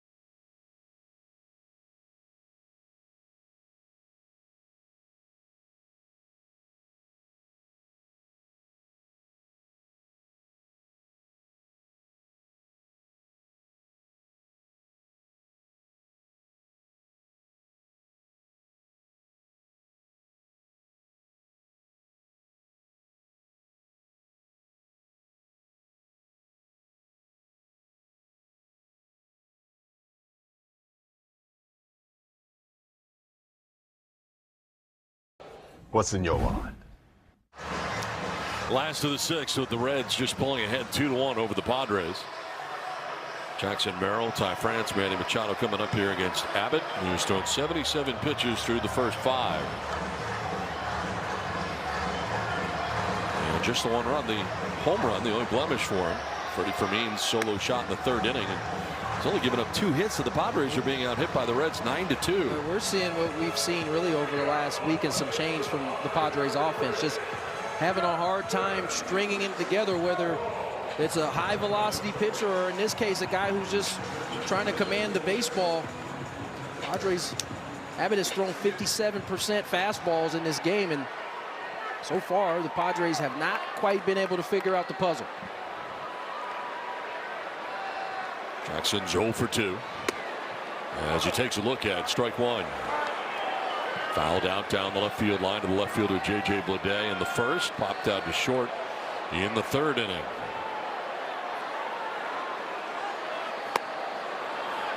Fooled on the sweeper.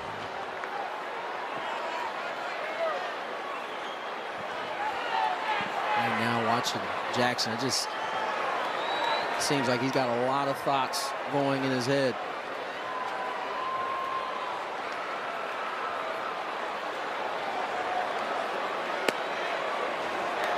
And when you're struggling, it feels like you're 0-2 every at bat.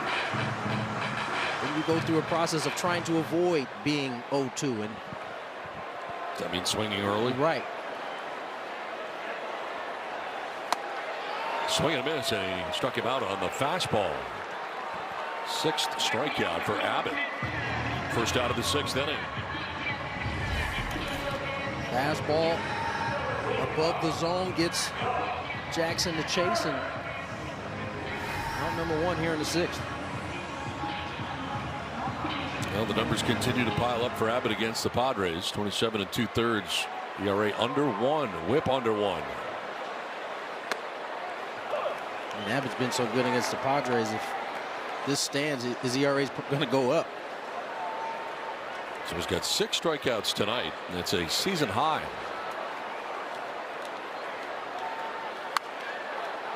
Fouled off to the right by Ty France, has him down 0-2.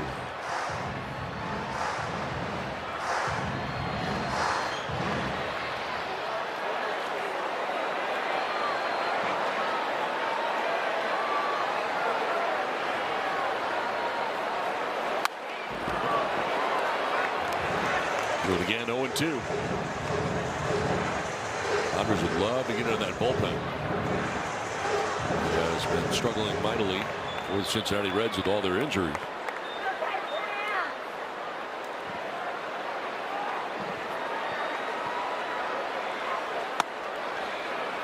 With that being said, you know Terry Francona is going to try to ride Abbott out as long as he can.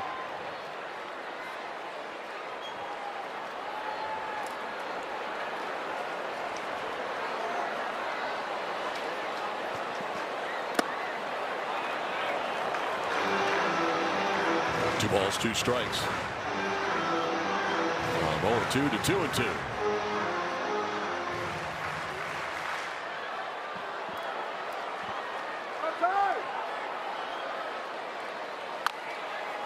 Trickled down the 3rd baseline. Abbott will spin and fire and has time to get Ty France for out number 2. No panic there for Abbott. We had time. Ty doesn't get down the line super well, and will pick it up, plant, make a good throw for out number 2.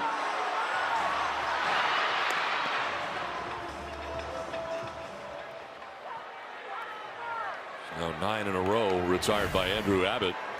There's 2 down in the 6th inning for Manning.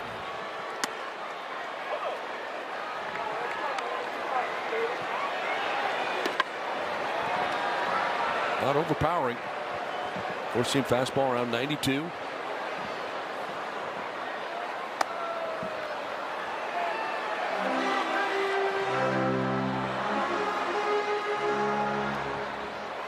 Abbott has completed the 6th inning 5 times this season. He's got 2 outs in the 6th. Grounded foul outside of 3rd. Listen, if you're not having velocity in this league, 95, you better be able to know how to throw the ball where you want. And I think that's what Abbott does best. It's not overpowering, but he's going to be on the edges most of the game.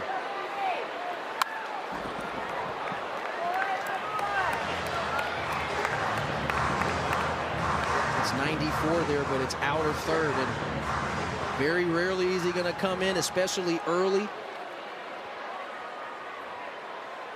You may just have to take what he's giving you and shoot him the other way. Did he go? No, he did not. I'll check with Malachi Moore, first base umpire.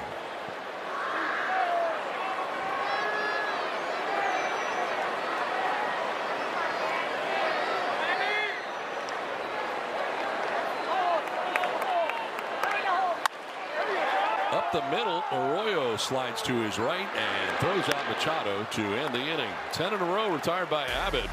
We're headed to the 7th in San Diego. Reds have a 2-1 lead.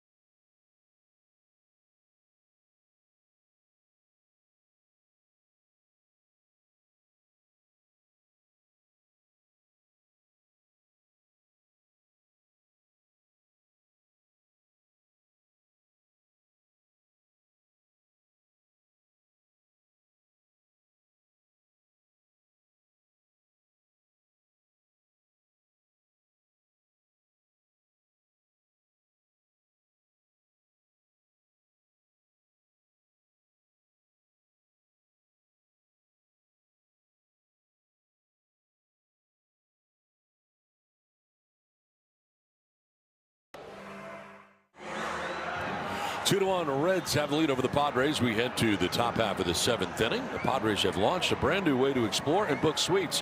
Available online from your desktop or mobile device. This new website allows you to browse all Petco Park suite layouts, view pricing, and see availability in real time.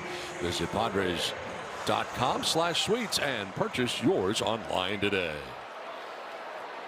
37,223 on hand with us tonight. 37,223. And a fly ball to right field.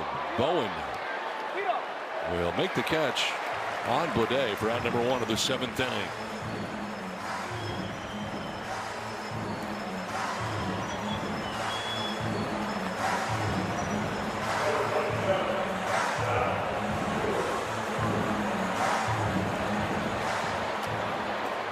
So Morihone, who at the final 2 outs of the 6th out there to begin the 7th, has 1 away, and here's Sal Stewart. Has walked, lined out to second, single to center, and has driven in a run.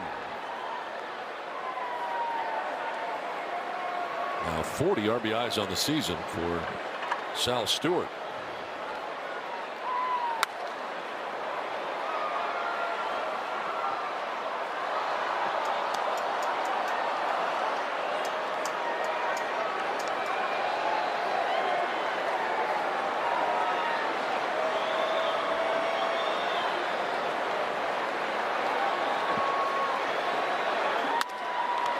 Back to Morihone for out number 2.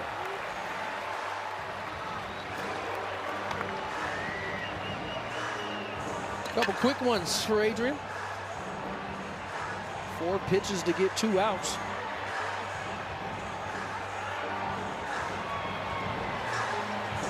And a pinch hitter introduced here. And Spencer Steer it is.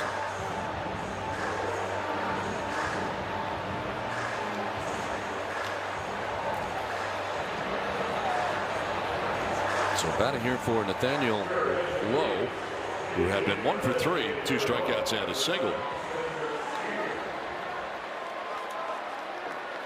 Steer bats instead with 2 down, bases empty. 9 homers, 24 runs batted in. 62 games for Steer, and this one fouled off to the right out play. Snapped a career long on base streak at 24 in yesterday's game. Nice OPS against lefties. Over 1,100.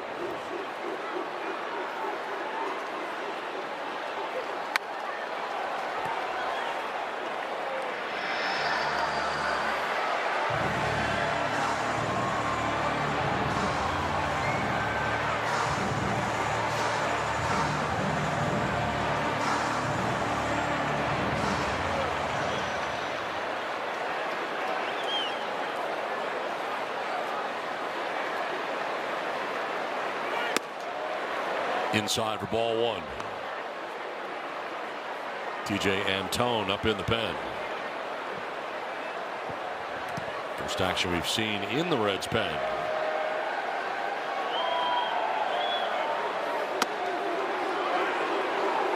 Two and two.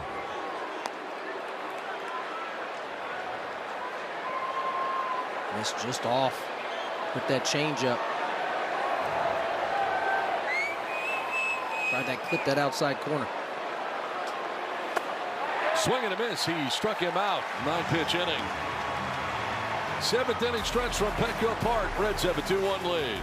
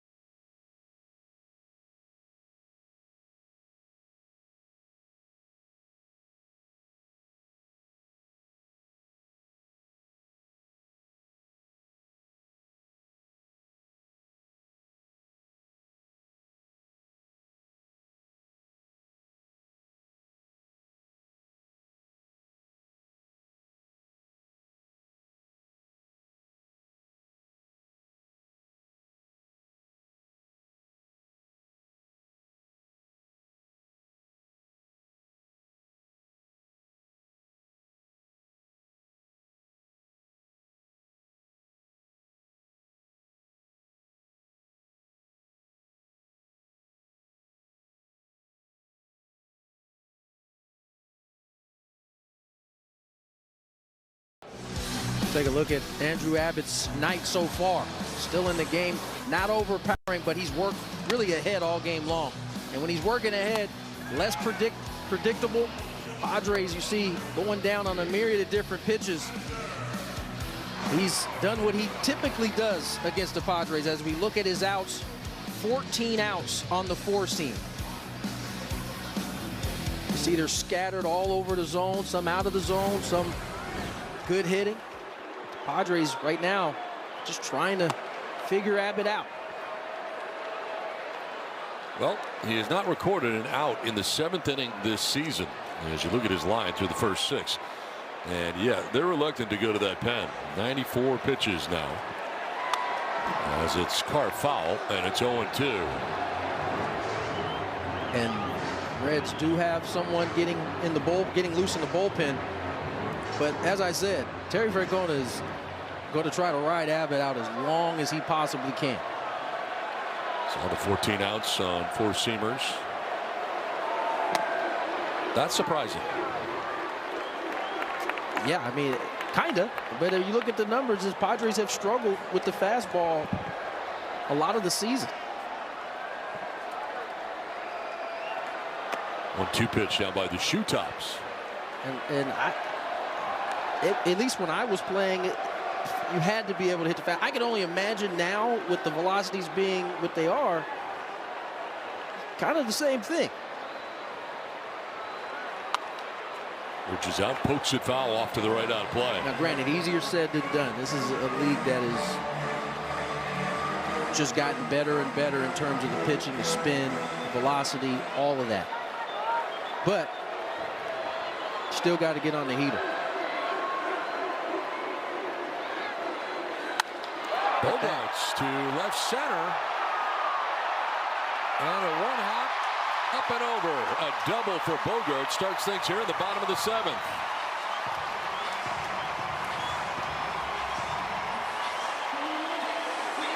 That's what I was referring to.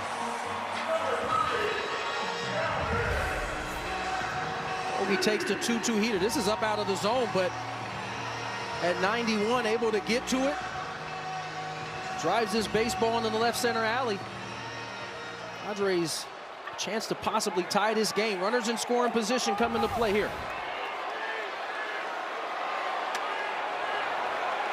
Did he go? Yes, he did. Mark Estabrook, third base umpire, said he offered. Well, that double for Bogarts breaks up a string of 10 in a row retired by Abbott. And the first hit for San Diego since the 3rd inning. Tying run in scoring position. And Sheets jolts it into left field. Down into the corner as Bogarts coming around will score. Into second with an RBI double goes Gavin Sheets. Game tied at 2. What do you know? You get on the heater, good things happen. Bogarts doubles on a fastball up out of the zone. And now Gavin Sheets slashes a fastball down that left field line. Moving away from him, right in the middle of the plate, stays inside it. Keeps it inside that left field line. Padres get even, and they end Abbott's night.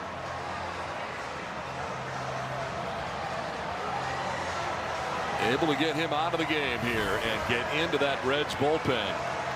Padres have tied it up 2-2. Pitching change from Petco Park in San Diego.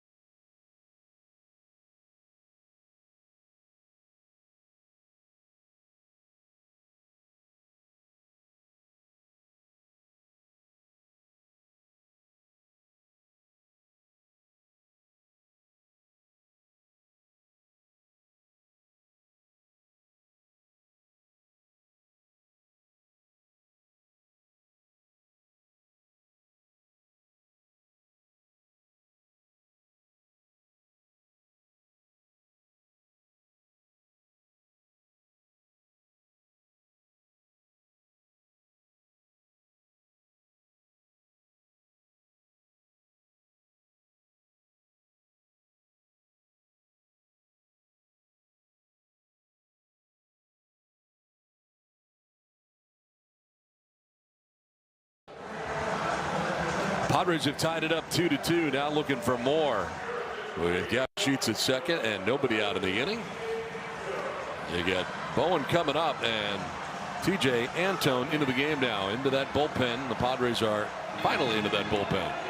13th appearance, a 3.75 ERA. Opponents hitting .222. Padres again, runners in scoring position has been a little bit of an issue for them. Gavin Sheets comes through there. Now can the Padres find a way to push Sheets across? Sheets at second. Bowen is squaring and he gets it down. It's a good one. Look out, trouble everywhere, and late on the throw.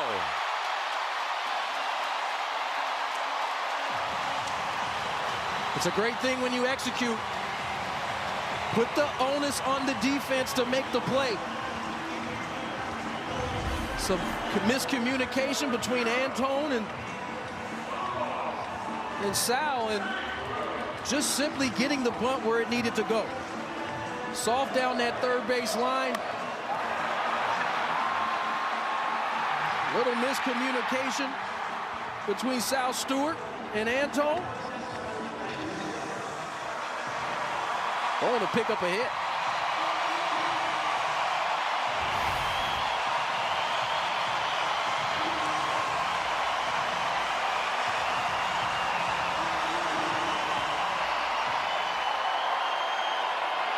First and third. Nobody out. Tie game.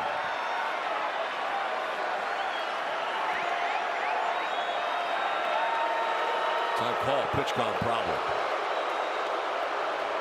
Antone having trouble hearing.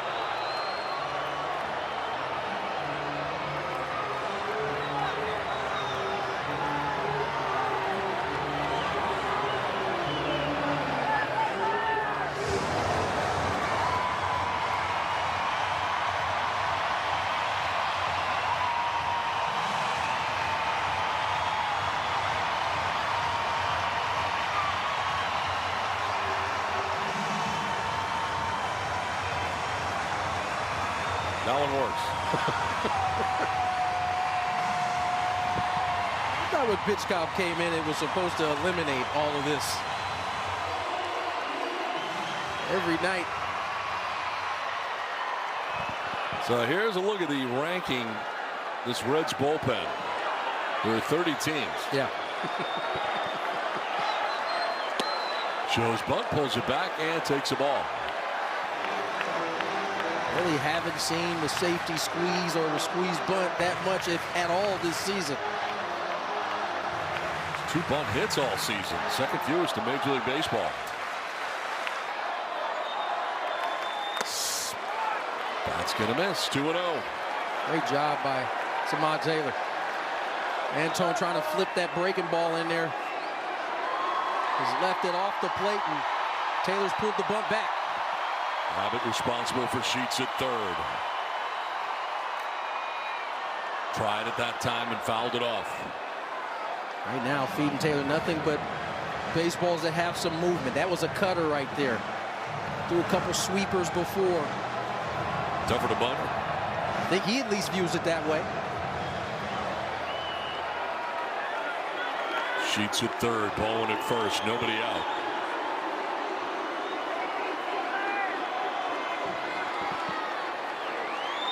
Taylor squaring again, pulls it back for ball 3. Yeah, but now all of a sudden, as opposed to just maybe letting them bunt it, you've fallen behind 3-1 on sweepers and cutters.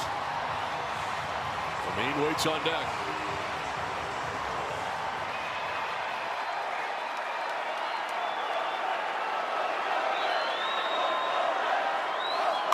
Gets it down, coming from third base is Sheets, and a foul ball. He'll get in. Padres take the 3-2 lead.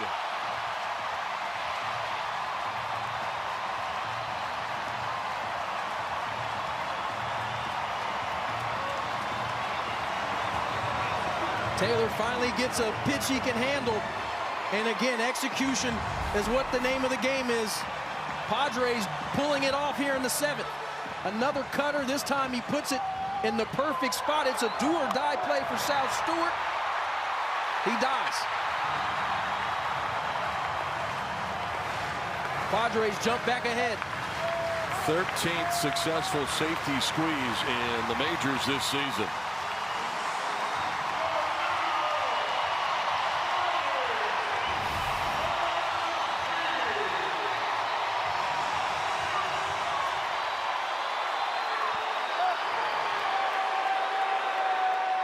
First and second now, still nobody out. Pickoff play at second, and back safely is Bowen. Trying to catch the young Bowen slipping there. Both of the guys on first and second, threats to run.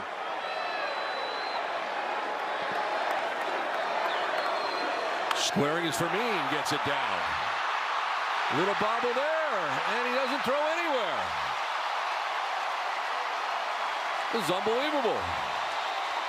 3 in a row.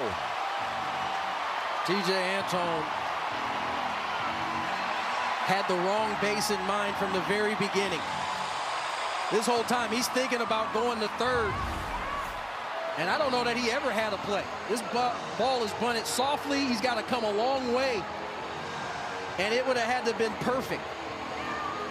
And so instead of getting an out, it'll be the bases loaded as Fernando Tatis Jr. comes to the plate. Padres playing the little game right now and thriving. Eric Johnson, the pitching coach, was out there. More action in the pen. Zach McCambley.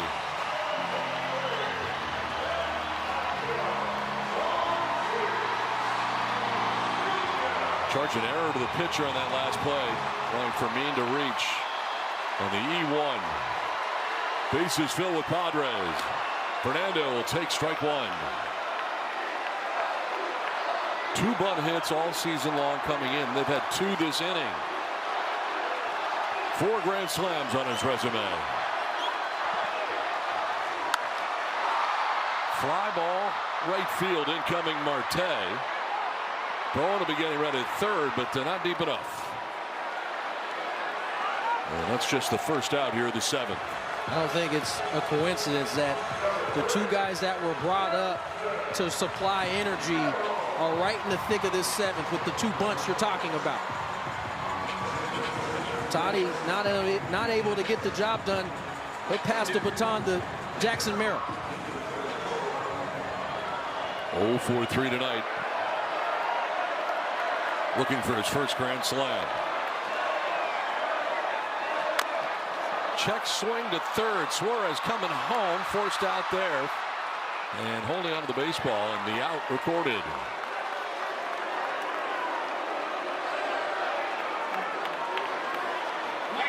Five-2 on the put-up. So a couple of empty outs here for the Padres. A pop-up that isn't deep enough. Bowen, I think, tried to make that play more difficult running inside the baseline there. Didn't matter as they were able to get the force at home.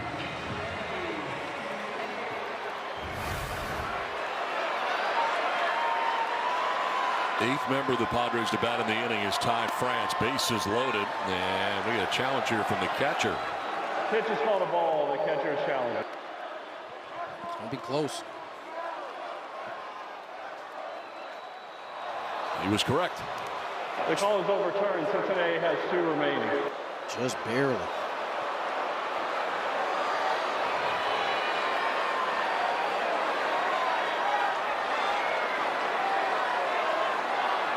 France 1 for 3 tonight, singled in the 3rd inning.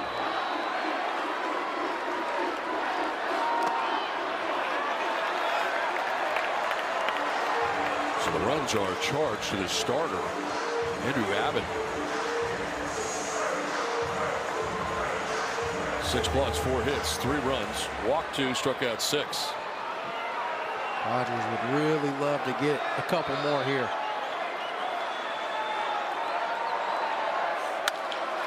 On the ground is short, diving McLean, his throw to first in time to end the inning. But the Padres come up with 2 runs in the inning. Bogart scores, Sheets will score. 3-2 San Diego. To the 8th we go. It's getting late.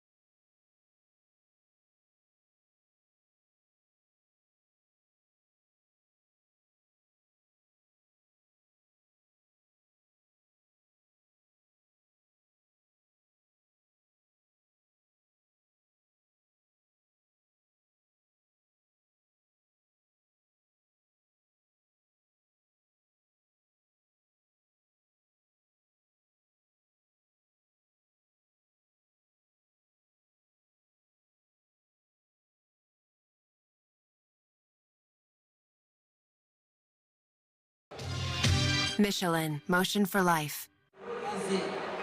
Welcome back to Petco Park, where the Padres lead the Reds 3-2 in the top of the 8th. Mary Lou's Cook here. I'll be joined by Mike Pomerantz on the Padres post-game show. We're going to take a closer look at how the Padres were able to push some runs across last inning, and of course hoping to see the Padres add some insurance here late against a Reds bullpen that has been amongst the worst in baseball this season.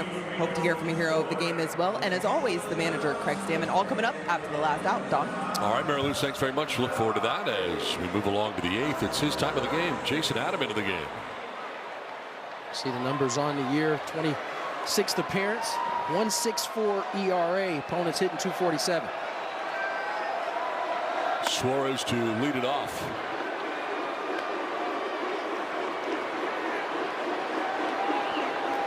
Eugenio has grounded out twice and lined out.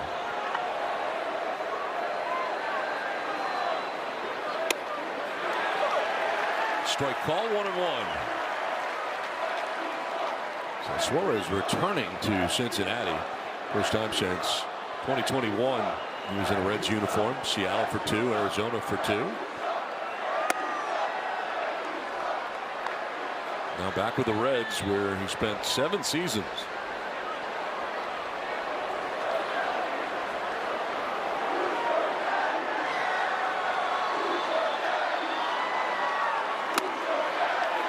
Swing and a miss, 2-2.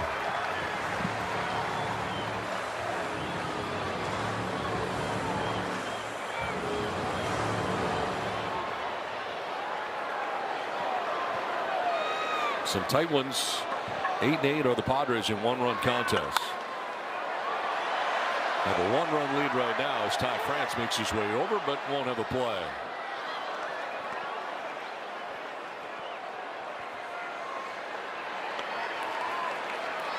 Here's a look at our Disney Cruise Line cruise cam.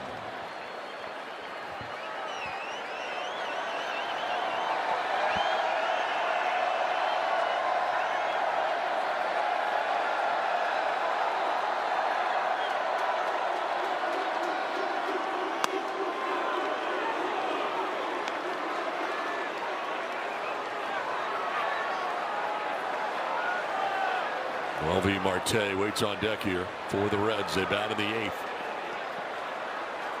Trailing by a run. Swing and a miss. He strikes out Suarez. First out of the 8th inning. Slider from Jason Adam. Patented. Nasty slider. Tight spin. Eugenio couldn't resist. He goes down swinging. One down in the 8th. LV Marte, 1 for 3 night.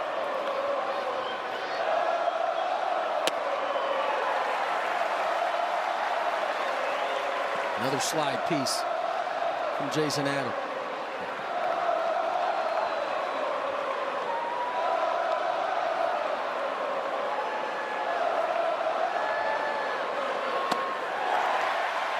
Another slider, 0-2. Throws it at about 39%. It's the pitch he uses most in his 4-pitch mix. 3 straight swings and misses at that slider. Does he go right back to it?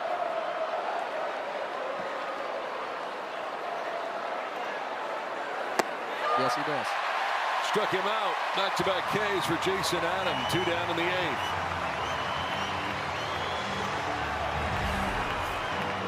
And great execution. This one probably even better than the Suarez one. It's on the plate a little bit longer. Noelvi goes down another victim. Good tilt on that slider. Indeed. 2 down in the 8th. Matt McLean, a 2-hit night.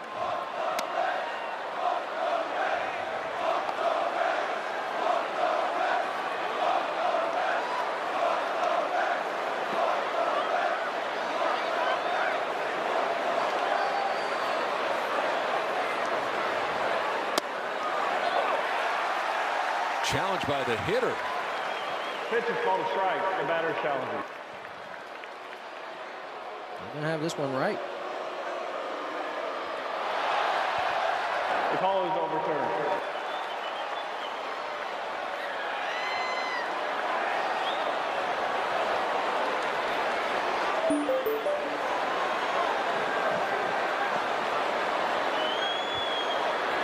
Padres are not used to giving up runs late.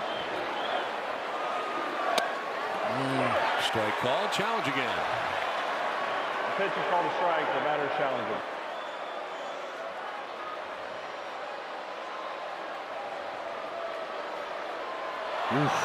Ball again. The call is overturned.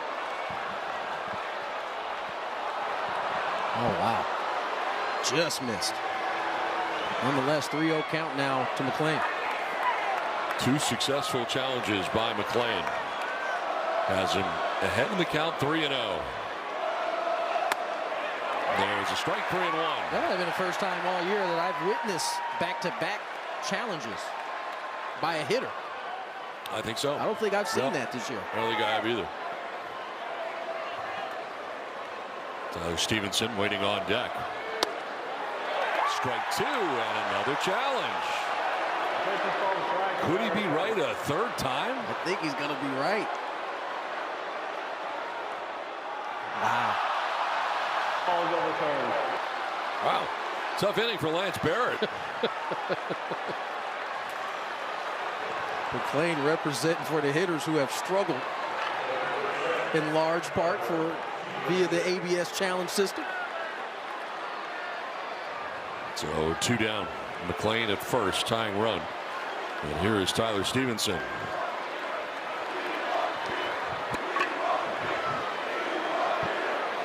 Stevenson singled in the second, grounded out in the fourth, walked in the 6th inning. Swing and a miss at a changeup.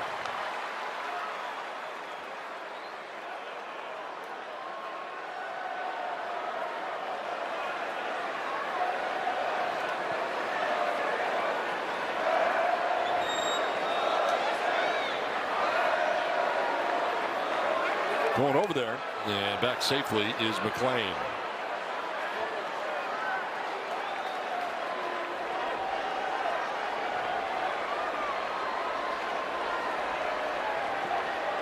He represents the tying run here for the Reds with 2 down in the 8th.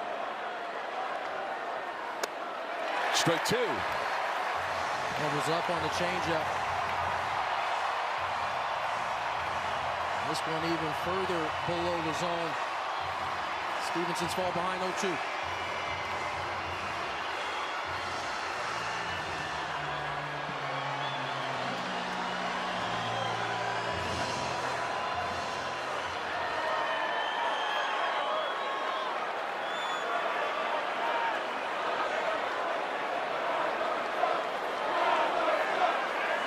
Runner goes, and a swing and a miss. He struck him out. Jason Adam ends up striking out the side. It's Stevenson to end the top of the 8th. 3-2 San Diego. 100 years ago, no one would insure cars for military members. So they did it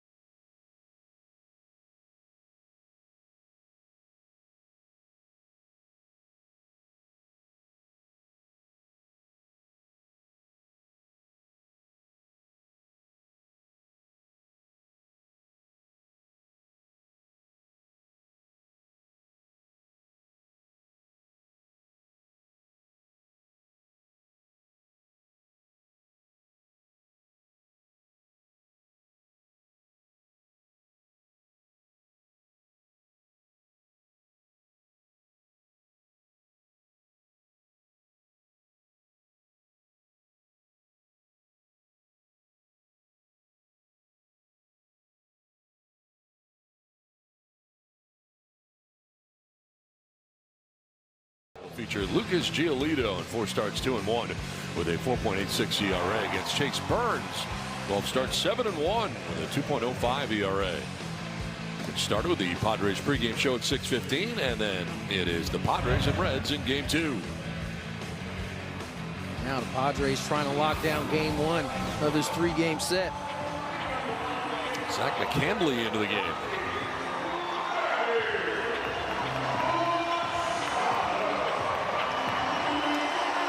Third appearance of the season, a 0 ERA. Opponents inning 182, only 3 innings so far.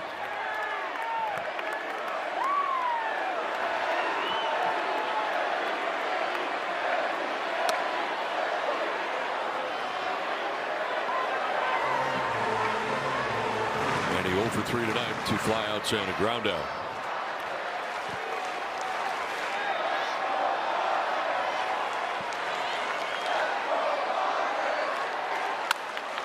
Grounded to third. Suarez throws out Machado for the first out of the 8th. This copyrighted telecast presented by the authority of the San Diego Padres and may not be reproduced or retransmitted in any form. Any accounts and descriptions of this game may not be disseminated without express written consent to the San Diego Padres. 1 down in the 8th for Xander Bogaerts. Padres would love to get a couple insurance runs. Give Mason Miller a little bit more breathing room.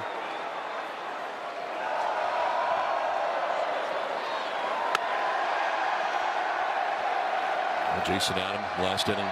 The pitch is called a ball, catcher challenge. Another challenge. Catcher challenge this time. Reds have been on point.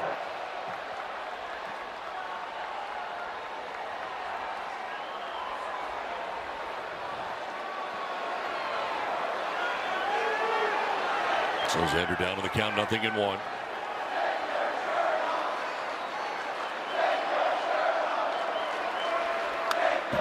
Foul back.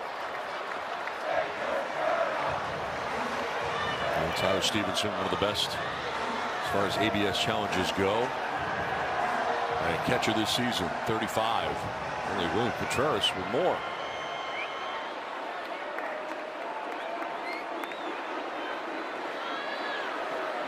(0-2) to Bogaerts. And into left field, a base hit for Xander. Second hit of the night for Bogaerts. On with 1 out of the 8th. Love that from Xander right there. Takes advantage of a sweeper mistake up in the zone. Pounds it through the hole. The 5.5 hole to be exact. 1 out single for Xander, his second knock of the game. Remember, he got things started for the Padres in the 7th with his double. 1 out, 1 on for Gavin Sheets. Strike 1. And so the Reds on ABS challenges in this game, 5 for 5 now. Pretty money.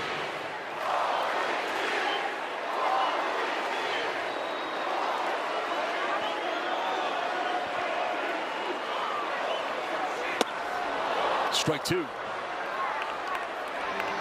Good cutter right underneath the hands.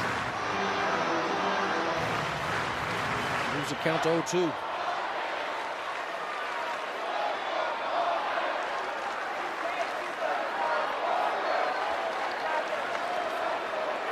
Over to first, and kind of late to react there with Xander. You're surprised that was going over there.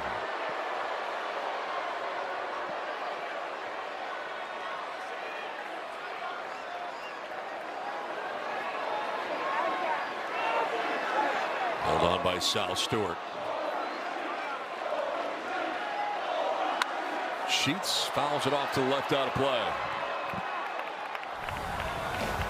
Sheets with a double to drive in a run. Tied the game.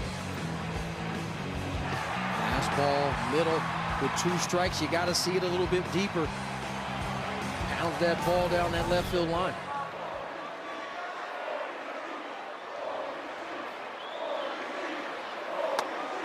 Down and in. Buried it for ball 1.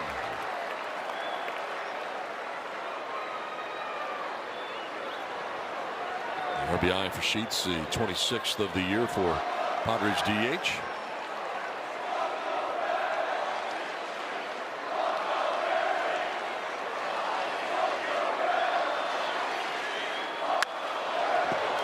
Out ahead. Clears out that sweeper. Out on the inside corner. Continues to battle here with 2.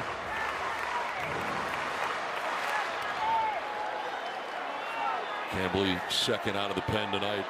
Antone won an inning. Allowed a couple of inherited runners to score. They were charged to the starter, Andrew Abbott, who is on the hook at the moment. Foul just outside of first.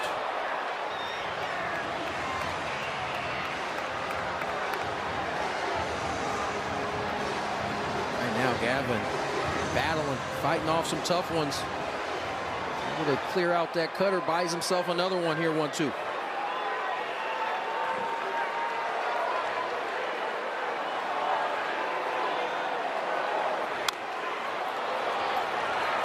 Battle continues. Gavin would love to have that 1-2 heater back right there. But again, when you got 2 strikes, you're in a little bit of a defensive mode. We'll do it again here, 1-2. 8th pitch of this at bat for Gavin Sheets.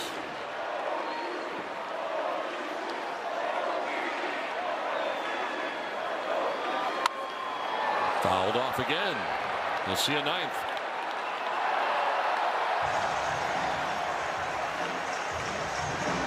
Sometimes having these type of at-bats where you're fouling these pitches off like this kind of gets you locked in. Longest Padre at-bat of this game. It's another way you can tell this offense has struggled. These at-bats earlier in the year were almost automatic. Haven't quite seen these in a little bit of time.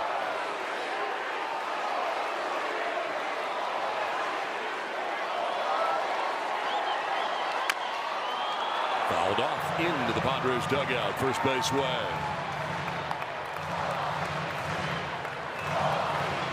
Kind of see the frustration on McCambley after Sheets fouled that pitch off.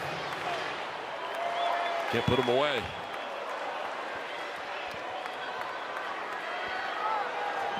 Mason Miller getting ready in the pen. He is ready. Runner goes, and a foul off to the left.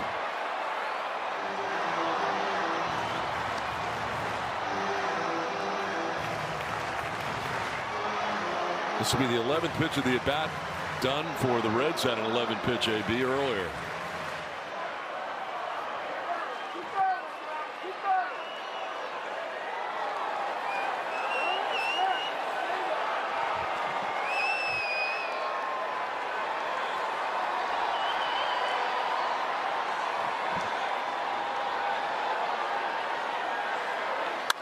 Sheets to right center field. From center, getting there to make the catch is done. And back to first goes Bogaerts, 2 down. Quite an AB. Just didn't have enough. Just missed it. Had he picked a different part of the field, he might have clipped him, but this one, deepest part of the yard, unable to track it down. See him communicating with Marte, and he gets the second out of the inning. Good at bat though from Gavin Sheets. His longest at bat of the season. So 2 down. Bogaerts still at first, and mound visit here for Stevenson as Chase Bowen coming up. Bowen tonight has walked, stolen a base, fly to left, and a bunt single.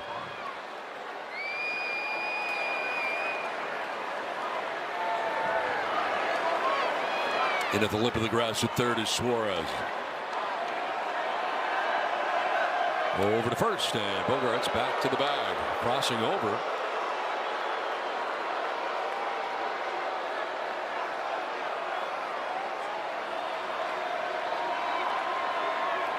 No challenge.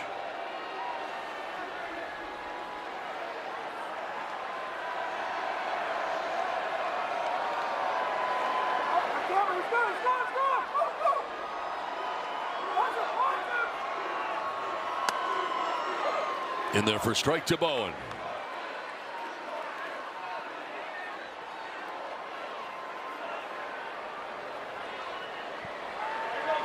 Bogarts at first with 2 down in the Padres' 8th.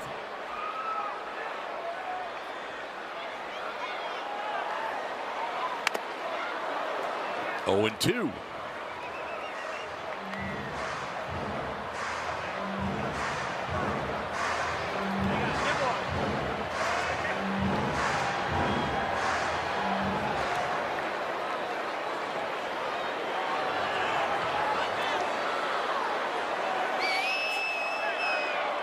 Xander with that lead again with 2 down in the inning.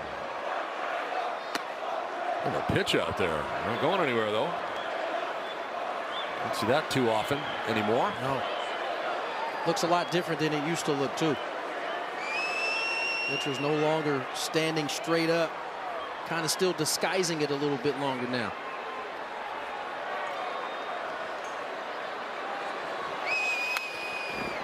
Foul back. We'll do it again. 1 and 2.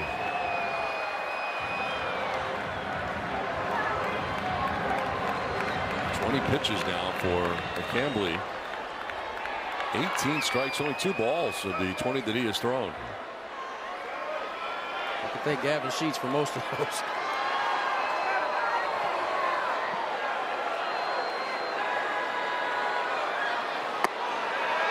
Two and 2.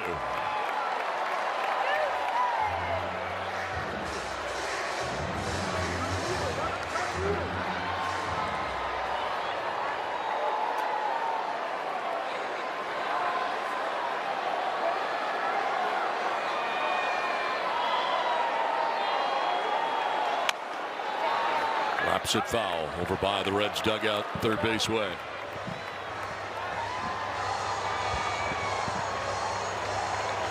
Seventh pitch coming up. Some lengthy ABs here in the 8th.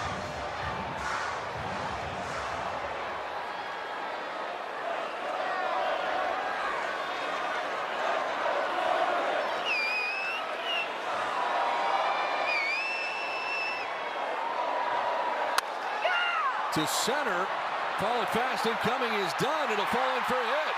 Bogarts headed for third. He'll get there standing. Bowen with a nice at bat and a base hit to center. Great battle at bat there from Jace Bowen. Gets to 2 strikes, battling away and able to drop this sweeper right in front of Dunn in center. Padres looking for some 2-out magic as Samad Taylor comes to the plate. First and third, 2 down. Love to obtain some insurance here in the 8th. Bowen goes at first, no throw, and another stolen base, his second of the night. 2 in scoring position now.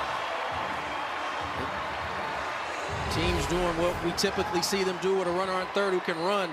They don't even mess around throwing it down to second base. Bowen picks up the bag.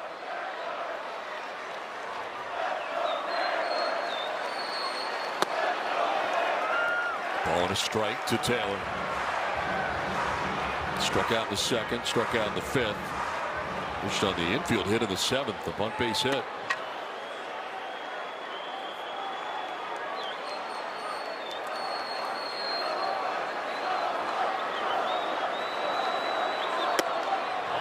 Ball 2.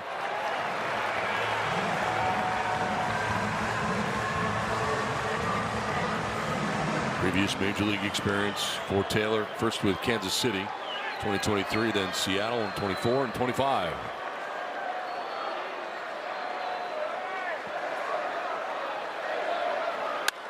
Taylor lines it into left field for a base hit. Here comes Bogarts, and behind him comes Bowen. 2 runs in, 5-2 San Diego. Samad Taylor driving in a pair of insurance runs. The 2 energizers at the bottom of the lineup. Once again, right in the thick of things. Bowen keeps the inning going with his grenade in the center. And Samad Taylor comes through big. 2 out, 2 RBI knock gives the Padres some breathing room.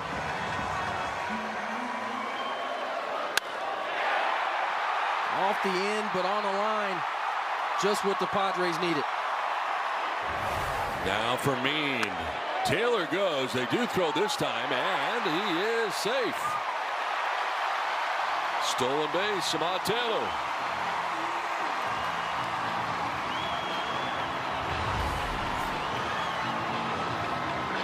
Cutter running away. Taylor gets that back easy.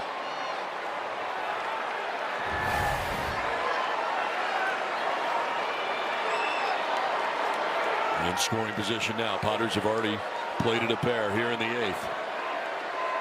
Fermin homered back in the 3rd again. 3rd home run in the last 3 games.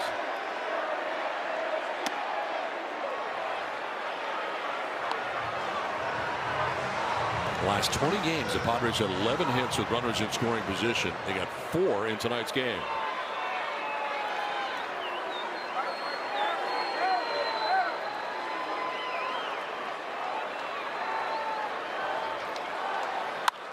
Line to center field, a base hit for Fermin. Here comes Taylor. It's 6-2 San Diego. Fermin drives in another run. Maybe, just maybe, this offense starting to come alive now. 10th hit of the ball game. Padres have now made this a non-save situation. Another 2-out knock, this time off the bat of Freddie Fermin.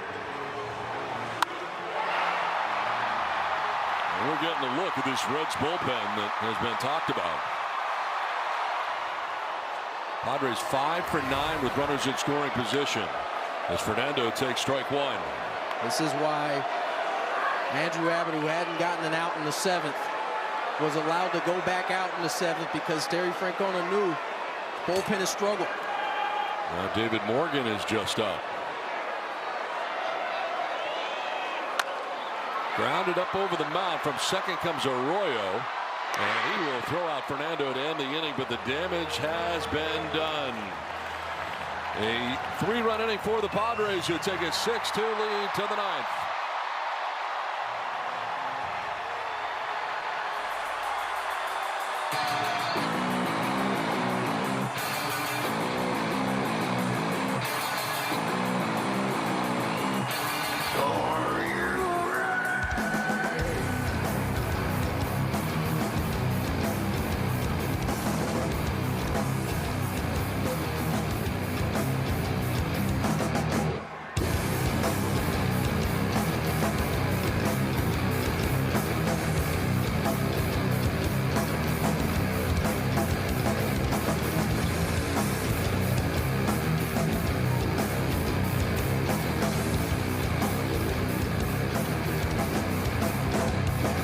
Attention, please. Now pitching from the Padres, number 22, Mason Miller. Hasn't had a chance to work all that much lately. So they bring him in, even though it is not a safe situation. He was hot, ready to go. So in he is with a 4-run lead. Padres tacking on 3 in the 8th after getting 2 in the 7th. And look at his numbers as he heads into this game trying to finish it off.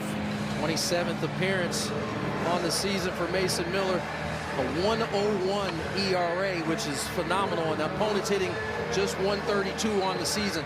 18 of 18 in save opportunities. Obviously, tonight, not one of those opportunities. But because he hasn't pitched a whole lot over the last week, he's getting his work in.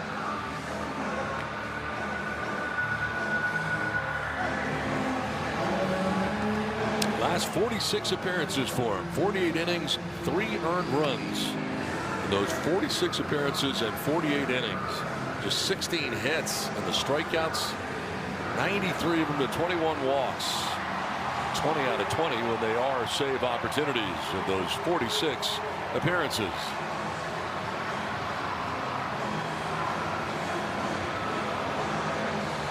Arroyo to lead it off here in the 9th inning.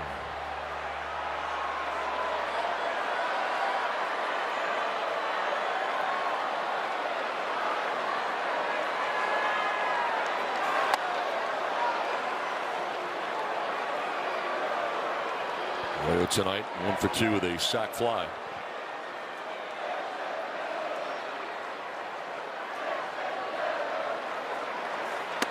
At one point, the Reds were out hitting the Padres 9-2 in the game. It's now 10-9 San Diego. Still got broken. Padres been pouring it on. But it's not a surprise the innings they've done it in. All season long, the 7th, the 8th, and the 9th have been the magic innings for the Padres. No different tonight.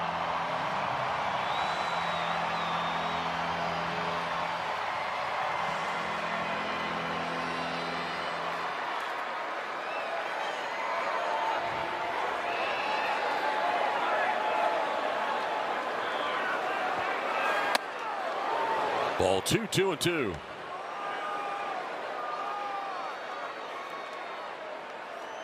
It's the bottom of the order, too. 5 through 9, 9 for 18. Top 4 hitters, 1 for 16 for the Padres. And the Energizer Bunnies. Jace Bowen, Samad Taylor, right in the thick of everything. Gavin Sheets, Xander Bogaerts. And obviously Freddie Fermin. All 6 RBIs belonging to 5 through 9. And Fermin at the bottom. 2-2. And that is ball 3. Full count now.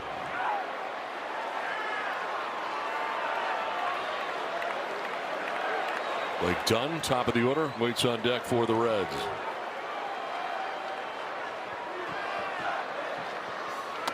Swing and a miss. He struck him out for out number 1 of the 9th.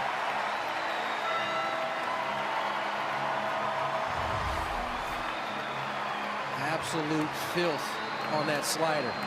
The Royal nowhere near it. Padres pitchers K9 batters tonight, so you win. Score 25% off your total purchase at participating Petco locations tomorrow with your loyalty membership. Just ask to redeem the Padres K9 promotion at checkout. 1 down in the 9th. Blake Dunn. We'll take a look at strike 1.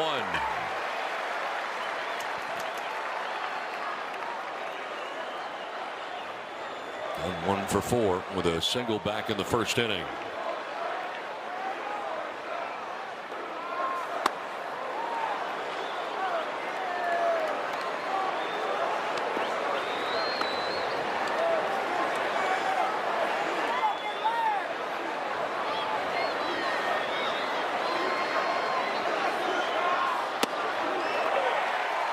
Strike 2.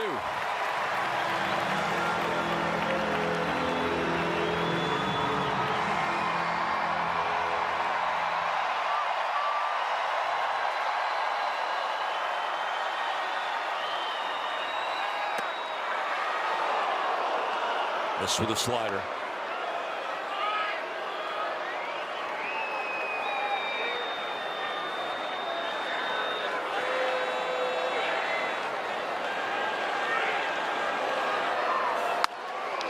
Flips it foul down the right field line, out of play. We'll do it again. 2-2. That fastball at 102.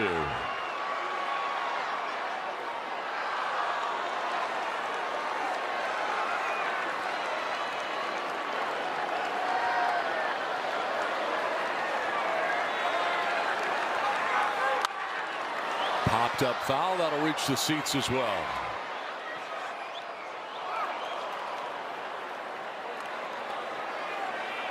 Dunn had that 11 pitch at bat earlier. And battling here again. Mason Miller, though, this time with 1 out.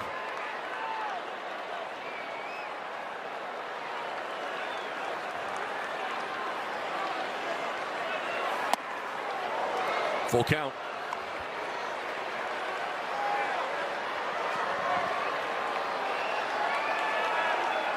J.J. Bleday waiting on deck. Pitch 8 coming here, this time to Dunn.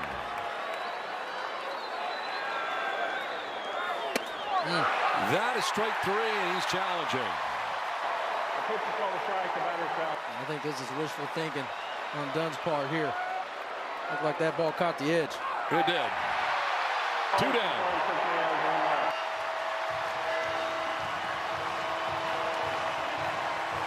Paint at 102 right on the outside corner. Mason's Miller 1 out away from finishing the job. Two down in the ninth inning. J.J. Bleday has been on twice, a walk and a double. He scored a run. Strike one. 37,223 with us tonight.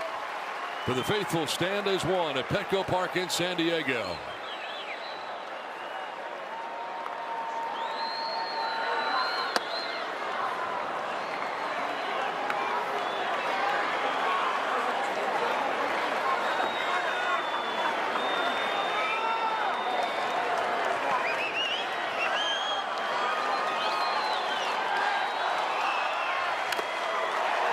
Fouled off of Fermin. Strike two. That one hurt. They all do. There's an open space for a ball to hit Freddie. It finds it. Right off the ankle.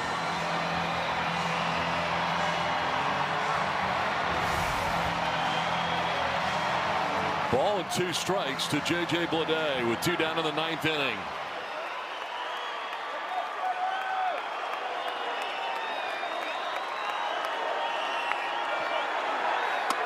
Hey, struck him out and the Padres win.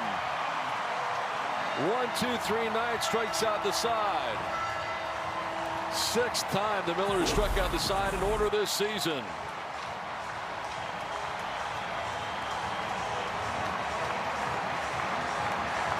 Now a much-needed victory tonight as the Padres take game 1 of the series against the Cincinnati Reds.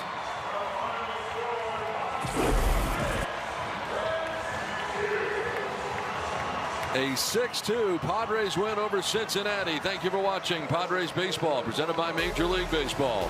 For Tony Gwynn Jr. and Mike Pomerantz, I'm Don Orsillo. Now stay tuned for the Padres postgame show.